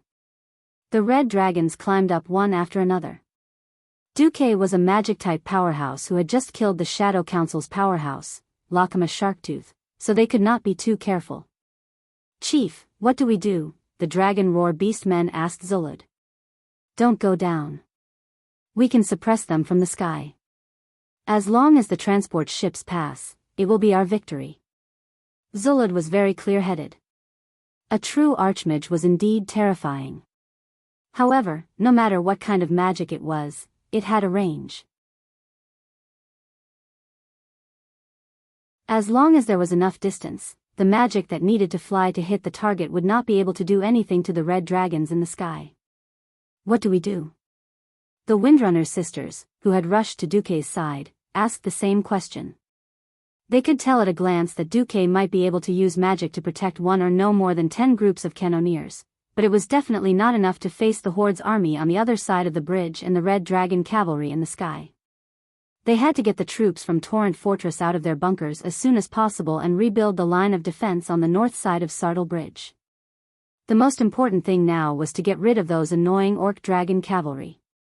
The problem was that there were still over 100 controlled red dragons in the sky. As much as they did not want to admit it, Duque had undoubtedly become the Windrunner sisters' last hope. If they wanted to prove themselves and the strength of the High Elf Rangers, if they wanted to show off in front of everyone, it seemed that in the end, they still had to rely on Duque. Seeing that Duque did not answer immediately, the great demon Queen Aurelia began to tempt him. "Come, little brother Duque, help me think of a good way to get rid of those evil big lizards. I will repay you later." At this moment, Duque smiled. "Can you guys fly?" "Huh?" The Windrunner sisters were stunned. "No way, then let big brother Duque take you guys to show off and fly."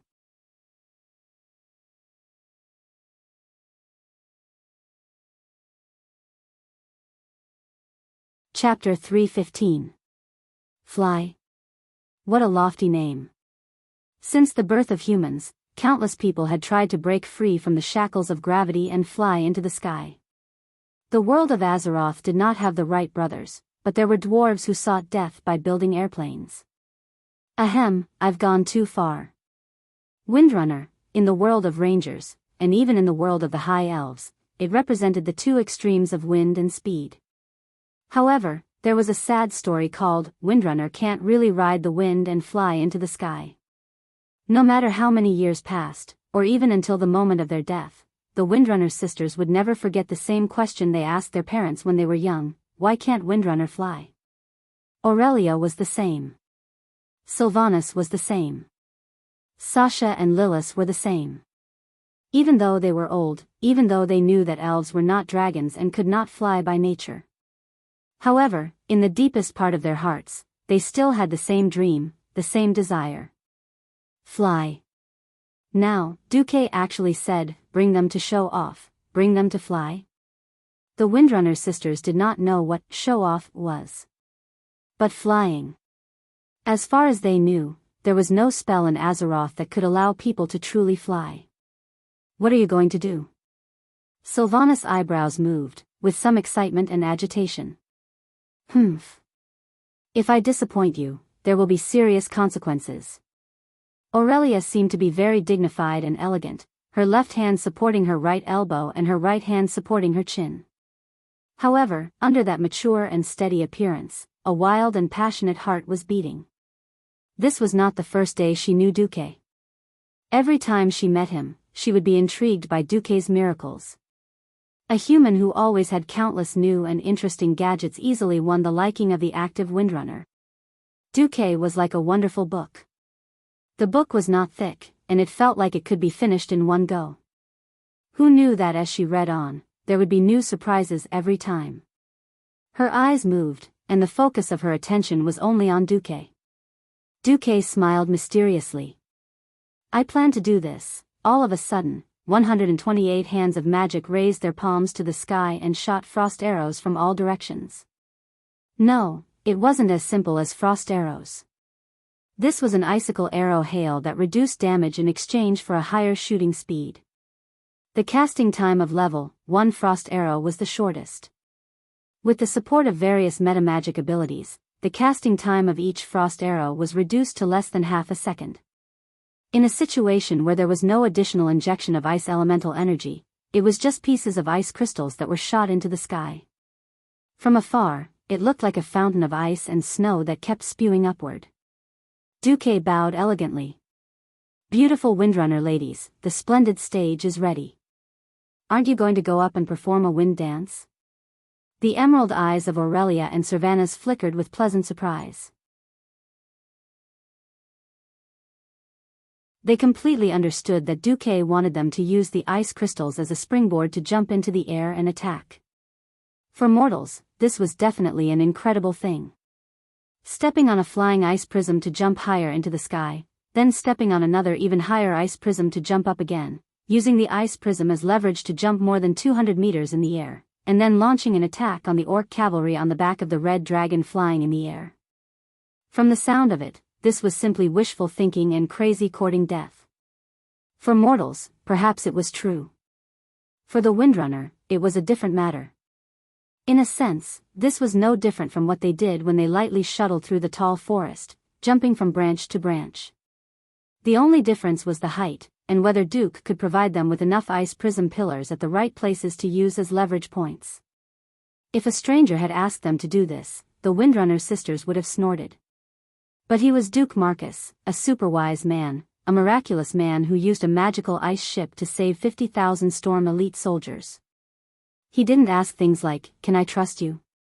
which spoiled the mood. Instead, it was the most mature and steady elder sister who issued a challenge to her younger sister. "Oh, my dear sister, do you want to compete?" The valiant Aurelia had a charming smile on her face as she raised the longbow in her hand, looking like a hunter who was about to hunt a turkey. "Oh, my beloved sister, how do you want to compete?" Queen Sylvanas, whose competitive spirit was completely aroused, curled her lips, and returned a challenging smile. "Quantity. Of course, whoever gets the first prize will be number one." Aurelia glanced at Zuluhid, who was at the highest point in the air. "What about the stakes?" Queen Sylvanas smirked. "How about the loser calls Duque Big Brother 10 times? Among the 4 Windrunner sisters, even the youngest Lilith was over 1,000 years old. Although the Windrunner family was not so particular about etiquette and seniority, it was still embarrassing for them to call a young man less than 20 years old Big Brother. Before Aurelia could agree, Duque answered first. "Okay." Aurelia rolled her eyes at Duque, who was trying to take advantage of her, and finally nodded almost imperceptibly. The 2 sisters didn't say what the prize for the winner was. It was simple. For the Windrunner who loved the wind and freedom, flying was the best prize. In the next second, the 2 beautiful figures disappeared. Amidst the whooshing sound of the ice crystals shooting up into the sky, there was a faint sound of collision. Every ice crystal that deviated from its predetermined trajectory was accompanied by a vigorous green figure whose figure was almost invisible to the naked eye. Ha ha ha ha. Ha ha ha ha. Clear laughter, hearty laughter, enough to make people dream. The laughter of the Windrunner sisters grew louder and louder with the ice crystal fountain until it rose nearly 300 meters into the sky. The seemingly random ice crystals could not hit the flying red dragon, but they had enough footholds for the Windrunner sisters to close the distance between them and the dragon riders. This allowed them to display their magnificent and explosive archery skills. Dance of 3 arrows, it was a knight-errant archery skill that shot 3 rounds of arrows in a short period of time. In the hands of the Windrunner sisters, this skill became a godly skill that could shoot 3 arrows at a time and shoot 9 arrows in 3 rounds. Stepping on the ice prism that was less than the size of an adult's palm, Aurelia bent her beautiful waist backward in order to find an angle to shoot. Under the force of her waist and abdomen, the seductive mermaid line was clearly visible. It was obviously an extremely high speed, and it was obvious that she dodged the red dragon's breath by a hair's breadth. But the moment before shooting, Aurelia fell into a state of extreme stillness.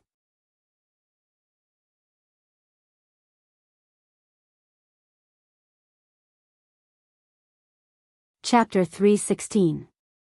The red dragons crisscrossing sharp teeth, the orcs' open mouths when they roared, and the dragon rider's bloodshot eyes were reflected in Aurelia's emerald eyes. Whoosh! The sound of sharp arrows gliding. Faced with the Windrunner's archery, even the great shaman's nature's protection could only sigh helplessly and hopelessly. 2 arrows broke the wind shield. 1 arrow hit the face. The result of 3 rounds of 9 arrows was that 3 dragon riders lost their lives forever. Their sinful bodies fell from the sky and died without a complete corpse. No. Zulu Sid was so angry that his eyeballs almost popped out of their sockets. Kill them. Go, tear them apart. The dragon maw orcs' throats were almost hoarse from shouting. Driven by them, the red dragons showed their fierceness as the overlords of the sky. They pounced quickly and violently, with a large area of scorching dragon breath. Everything was chasing the 2 ghostly green figures. But no matter what, they couldn't catch up. This situation was completely unacceptable to the dragon maw orcs. The elven rangers who couldn't fly used the ice prisms to make all kinds of godly dodges in the air. Even the most imaginative orcs couldn't imagine such a situation. But the other party not only thought of it, but also did it. Duque's cooperation with the Windrunner sisters could be said to be flawless. Whether they wanted to speed up or turn in the air, when they needed it most, in the most ideal place, there would be an ice prism flying out of nowhere just right. The hands of magic floating 100 meters in the air would certainly not disappoint and shoot the ice prism more than 100 meters into the sky to the most perfect place. There was no need for words, no need for hints. Duque did all this perfectly with the help of the system. Aurelia and Queen Sylvanas were pleasantly surprised, no, ecstatic. They didn't know that Duque's system determined all their movement trajectories, the enemy's attack routes, and possible dodging routes. All Duque had to do was to let the hands of magic shoot the ice prism in the desired route. They were just very excited. So there is someone in the world who can get along with me so well? Could this be the legendary telepathy, our hearts are connected as one's heart? In any case, at first glance, the Windrunner sisters seemed to be flying. With agility that surpassed griffins and even giant dragons, it flapped its wings, twisted its body, and soared in the air at an altitude of 300 meters. Zuluhid was about to go crazy. The draconic beastman was terrified. Some of the dragon riders began to urge their giant dragons to climb higher into the sky in order to gain a moment of peace. There were also some dragon riders who crazily dived towards Duque, who was controlling the ice fountain, only to be killed by the arrows of the elven rangers who had been waiting for a long time.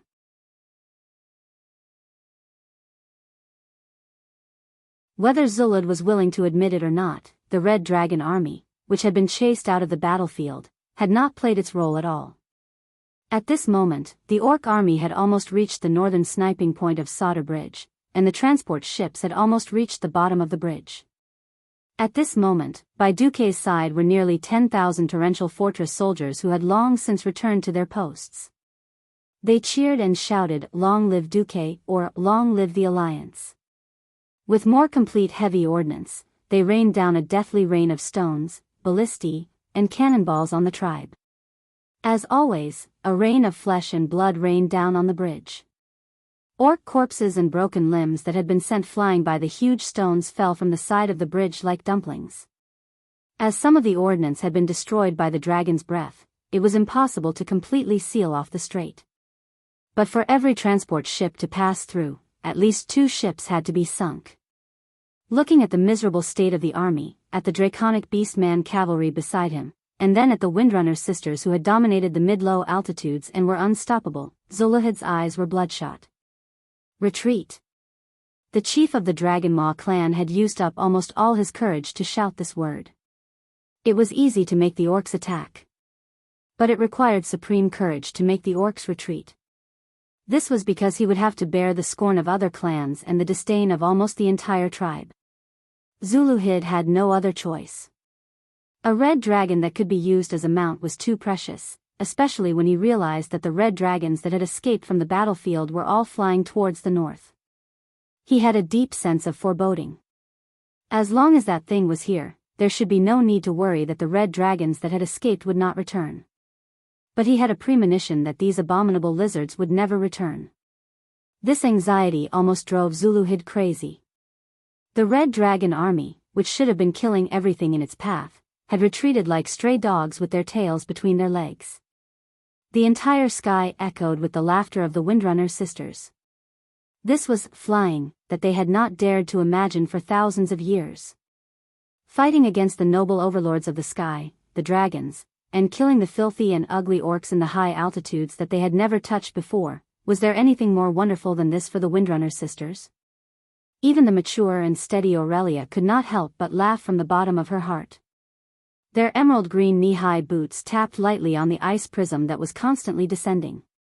The Windrunner sisters were like fairies descending from the sky, jumping down step by step. Yo, beautiful elven girls, are you looking for a husband? Goddess, I love you.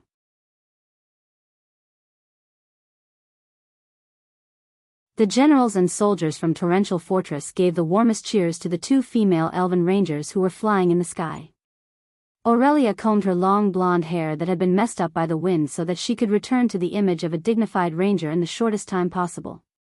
Queen Sylvanas, on the other hand, proudly stood with her hands on her hips, forming a graceful S-shaped curve as she accepted the cheers of thousands of soldiers. Although the Windrunner sisters had killed the most enemies, the focus of the sisters' attention was on Duque. They knew very well that without Duque, they would not have been able to create such a miracle. Before thanking Duque, it was better to settle some things first. My beloved sister, how are the results? 68. Aurelia held her head high and chest out, inadvertently making the pair of high-jewel peaks even more alluring. Sylvanas was taken aback. What's wrong? My good sister, did you lose? Aurelia had the happy smile of a big sister who had successfully consolidated her position. Queen Sylvanas shrugged and spread out her hands. I did not lose. You won? How much? Aurelia's senses were very sharp. She was very sure that her sister's kill count should not be higher than hers. Queen Sylvanas sighed. I did not win either. I also got 68. A trace of disappointment and joy flashed in Aurelia's eyes. She was disappointed because she could not establish a strong position as the big sister. She was happy because her sister's skills were not inferior to hers.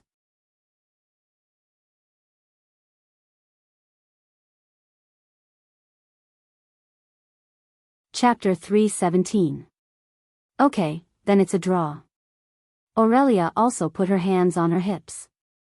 No, we both lost. Sylvanas smiled slyly. Her crescent moon-like smiling eyes gave Aurelia a bad feeling. My dear sister, have you forgotten the Windrunner's family motto? A Windrunner must be the best ranger. If he can't hunt the best prey, then it's a failure. Failure?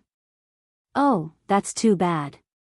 What's worse is that if she failed, wouldn't she have to call Duque a good brother? Damn it. Aurelia really couldn't bring herself to ask an almost immortal, thousands of years old high elf to call a human youth brother. Not to mention that there were over 10,000 pairs of eyes looking at her from time to time. The feeling of being watched by tens of thousands of people made Aurelia's scalp tingle. On the other hand, rather than saying it was the Windrunner's family motto, it was more of the pride of being a strong person, and she couldn't deny it. If she didn't do her best, then she lost. If she didn't hunt the best prey, then she lost. He should have admitted defeat cleanly. But Duque, only Duque.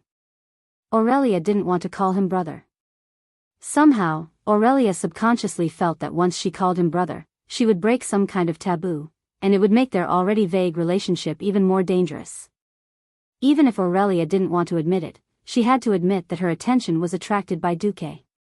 His schemes, his wisdom, and his endless new ideas made her, who loved new things, crazy. She was afraid. Afraid that as an immortal, she would fall in love with a human who was as bright as a firework but had a short life. For the high elves who had almost endless lifespans, decades seemed to pass in a moment, and this time was often the lifetime of a human. The lifespan of a human was really too short. So short that any high elf couldn't stand it. After decades of passion and love, there would be hundreds or even thousands of years of loneliness. And the only reason that could make Aurelia build a line of defense in her heart was age. A 15-year-old human youth should be a baby to the elves who were thousands of years old. However, her attention was always attracted by Duque. Worst of all, her hateful sister seemed to have seen through this, and would not let it go, and used it to tease her. It was obvious that what Cervantes was doing now was a classic example of, he would rather work hard than let his big sister escape. "Oh, my good sister, don't you always tell us to watch our words and keep our promises? It's also an important part of fulfilling a promise." Queen Sylvie smiled faintly. Demon King Aurelia pursed her lips and said nothing. He had made a mistake. He had only agreed because the great Demon King had absolute confidence in his skills. Who would have thought that his sister would grow to such an extent? Now that he thought about it, it had indeed been a long time since he had fought or hunted with Sylvanas. Furthermore, there had been very few opportunities in the past 10 years, especially after this mischievous second sister had become Kuel Salas's wage thief. Come to think of it, in the Battle of South Shore, she had deliberately held back, right? Aurelia finally realized that she had been tricked by her sister. Biting her bright red lips, Aurelia finally raised her head and stared at the gazes from all directions. In fact, it was her illusion. The human warriors were basically busy wiping out the orcs on the bridge. "Yes, we did lose. But I have the right to pay later." "Huh, you said you lost the bet. You're so hesitant to pay the bill. Then I'll pay the bill first, okay?" Queen Sylvie giggled. Seeing her sister embarrassed, Queen Sylvie was very happy. Here, the sisters were fighting, and Duque was the winner. Even though he knew that Queen Sylvie was deliberately flirting with his big sister, Duque still felt very happy. Queen Sylvie. That was the famous Queen Sylvie, who was worshipped and feared by millions of people in the future. Even if it was not from her heart, Queen Sylvie did indeed lean over. Her left hand was on Duque's left shoulder, and her right hand was gently stroking Duque's stiff neck. Her red lips were close to Duque's ears. She looked provocatively at the Demon King Aurelia, and spoke in a sweet tone that no one had ever seen before. "Good brother. Good brother. Good brother." Without pause, every word was affectionate, and the ending of each word was deliberately lengthened for the sake of sexiness. Listening to her, Duque's body was numb, and the pleasure of having an electric shock almost made Duque lose his ability to think. Let's not talk about the reactions of those around who noticed this scene. Just by looking at Aurelia, one could see that the great Demon King was already dumbfounded. This heroine, who had become famous since the beginning of the Troll War, had killed thousands of trolls without blinking an eye, and had always been a dignified and steady great Demon King in front of outsiders. At this moment, there was shock and embarrassment on her face.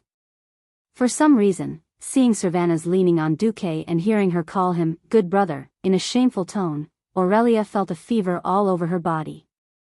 Her skin was burning hot. Staring at her sister's delicate face, which was 80% similar to hers, she felt as if Aurelia had leaned on Duque and flattered Duque in a shameless tone. It was as if there were countless eyes staring at her from all directions. The shameful chord in Aurelia's heart finally broke. Ah! The dignified Ranger General, the big sister of the Windrunner family, Aurelia, who was secretly admired by countless men, screamed like a little girl and ran away without looking back. "Ha ha ha. Interesting. So interesting.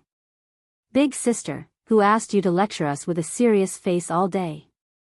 Ha ha ha. I'm dying of laughter."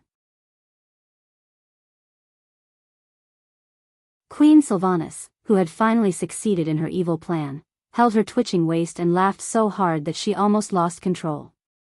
After laughing for a full 3 minutes, Queen Sylvanas reluctantly stopped.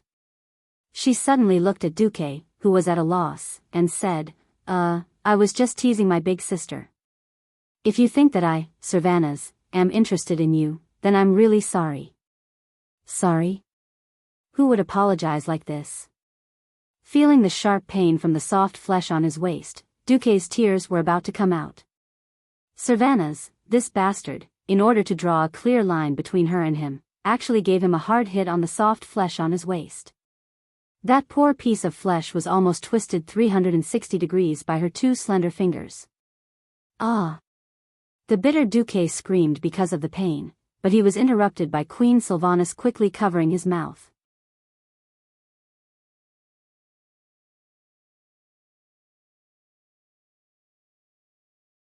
Chapter 318. I'm sorry, little one, this is a small warning for you. At the same time, let me give you a word of advice. The women of the Windrunner family are not to be touched. If you want to have my sister, you must first become a hero in the hearts of the High Elves. When the last sentence was said, Sylvanas was already hundreds of meters away. The wind carried her warning word for word into Duque's ears. Duque smiled bitterly. It was not because of Sylvanas' capriciousness or her teasing. It seemed that it would be very difficult to woo Aurelia. Fortunately, it was not like there was no chance. However, the women of the Windwalker family were either thorny roses or stubborn people who were stubborn and stubborn. After repelling the menacing Red Dragon Legion, defending Solder Bridge would not be a problem. Originally, a natural stronghold that could be defended by 1,000 people was now guarded by nearly 10,000 people. There was no risk at all. Duque was not worried that a fierce person from the tribe would break through by force, because there was actually a fierce person with the same surname as Trollbane hidden in the army of Torrential Castle. This guy was not famous now, but in the original history, his statue stood side by side with that of Aurelia in the King's Valley of Stormwind City and was worshipped by the people. He was known as one of the 5 heroes of the Dark Portal. Duque scratched his head and found that he had nothing to do for the time being. He did not know that at this moment, there was a pair of eyes staring at him without blinking. The owner of these eyes was Miss Alicia Barev. After becoming Duque's assistant in the field of magic, Miss Barev had been quietly performing her duties, leading the team of mages for Duque. Submissive, she was inconspicuous in Duque's camp. At this time, Alicia let out a low sigh. People who can control their own fate are really enviable. Anyone could see the ambiguous feelings between Duque and Aurelia. Alicia was not envious or jealous of Aurelia. What touched her deeply was the brilliance of Duque when he changed his fate. Without the shackles of his family, he was born as a commoner, but he rose to a high position in the tide of the world's great changes and grasped his own fate. For some unknown reason, Alicia developed a desire for Duque. I obviously shouldn't think about it, but I just can't suppress the thought. If it's Duque, maybe he can help me get rid of the shackles of my family and obtain true freedom. At this time, Duque finally felt Alicia's gaze. He turned around and asked, Miss Barev, is there anything I can help you with? No, that. It seems that there are still a lot of transport ships that have broken through the strait. Shouldn't we chase after them? Duque smirked. I know that the Horde might attack the northern continent from here. As the deputy commander-in-chief, how could I not block that possibility? Duque was right.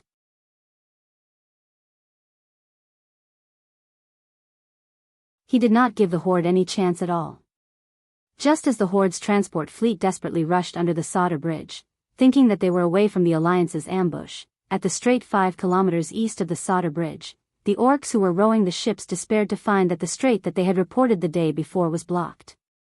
Tens of thousands of tons of huge rocks blocked the northern side of the sea route, while the southern side was sunk by a dozen merchant ships filled with rocks, blocking the entire sea route. When did this happen? The orcs in the transport fleet fell into complete despair and fear. Soon, they no longer had to fear, because the human ballistae that appeared from the cliff easily sent them to the bottom of the sea to feed the fish. An hour later, in the wetlands of the southern continent, Grim Battle Fortress. Chief Zuluhid of the Dragon Maw clan angrily smashed and destroyed everything he saw on the way. He rushed to the most mysterious room, and in front of the steel gate, he saw an old orc with a lame leg. Necros, where is she? She's in there. Something's not right. Necros was a half-baked warlock and an immature shaman, but as Zuluhid's confidant, he had a special ability. He could better control something called Demon Soul, and that thing happened to be the key to controlling the Red Dragon. After obtaining the consent of the Guardian, Zuluhid finally rushed in angrily and grabbed the woman dressed in red inside. Hey! Call back all your descendants that ran away. The horde needs their lives. Alexstrasza. Bastard. Who do you think I am? The red-haired woman let out an angry roar, and an invisible force swept through the entire space. A timid person would definitely be scared out of their wits. Unfortunately, it was useless against Zuluhid. As she rushed towards Zuluhid, the guardian of the demon's soul appeared. Its flaming claws grabbed the woman's curved horns and smashed her heroic face into the hard stone floor. Blood immediately seeped out of the woman's mouth. Yes, Alexstrasza, the strongest and greatest female dragon queen, but so what? You're just a slave of our horde now. Ha ha ha ha. Zuluhid laughed wildly as he watched the guardian rub the beautiful face of the red dragon queen, who had turned into human form, against the cold and rough stone floor. The sharp and uneven ground left several shallow bloodstains on Alexstrasza's weak-colored face. Lowly orc. The red dragon queen roared angrily and struggled hard. The continuous humiliation almost drove her crazy, but it was to no avail. Not far away, the thing in the hands of the lame beast man Necros greatly weakened her strength. 10,000 years ago, the Penishade dragons gathered in the Dragon's Sleep Temple at the request of the Black Dragon King, Nesario, and created the artifact that gathered all the power of the dragon race, Dragon Soul, to fight against the invading Burning Legion demons.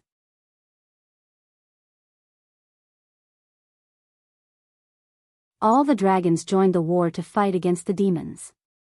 Nesario activated the ability of the Dragon's Soul to annihilate all the demons on the battlefield, but then betrayed the dragons and the resistance army. The Blue Dragon King Malygos tried to stop them, but caused the blue dragons to suffer heavy losses, and almost all of them were wiped out. The Blue Dragon Queen Sindagosa also died in this tragedy, and Malygos fell into madness. Nesario himself could not withstand this power and turned into a monster with a body full of lava. From then on, he was called the Wings of Death. Later, the Dragon's Soul passed through the hands of many owners, and finally became the Demon's Soul, under the corruption of the demonic power. Under the secret guidance of the schemer ghoul Dan, Zuluhid sensed the existence of the Demon's Soul, and found it. 10,000 years had passed, and the effect of this artifact had changed, but the power of the dragon contained in it had never changed. You're tuning in to the Biyao's Wuxia Chronicles YouTube channel. Don't forget to subscribe and join us on this journey to catch the most captivating stories.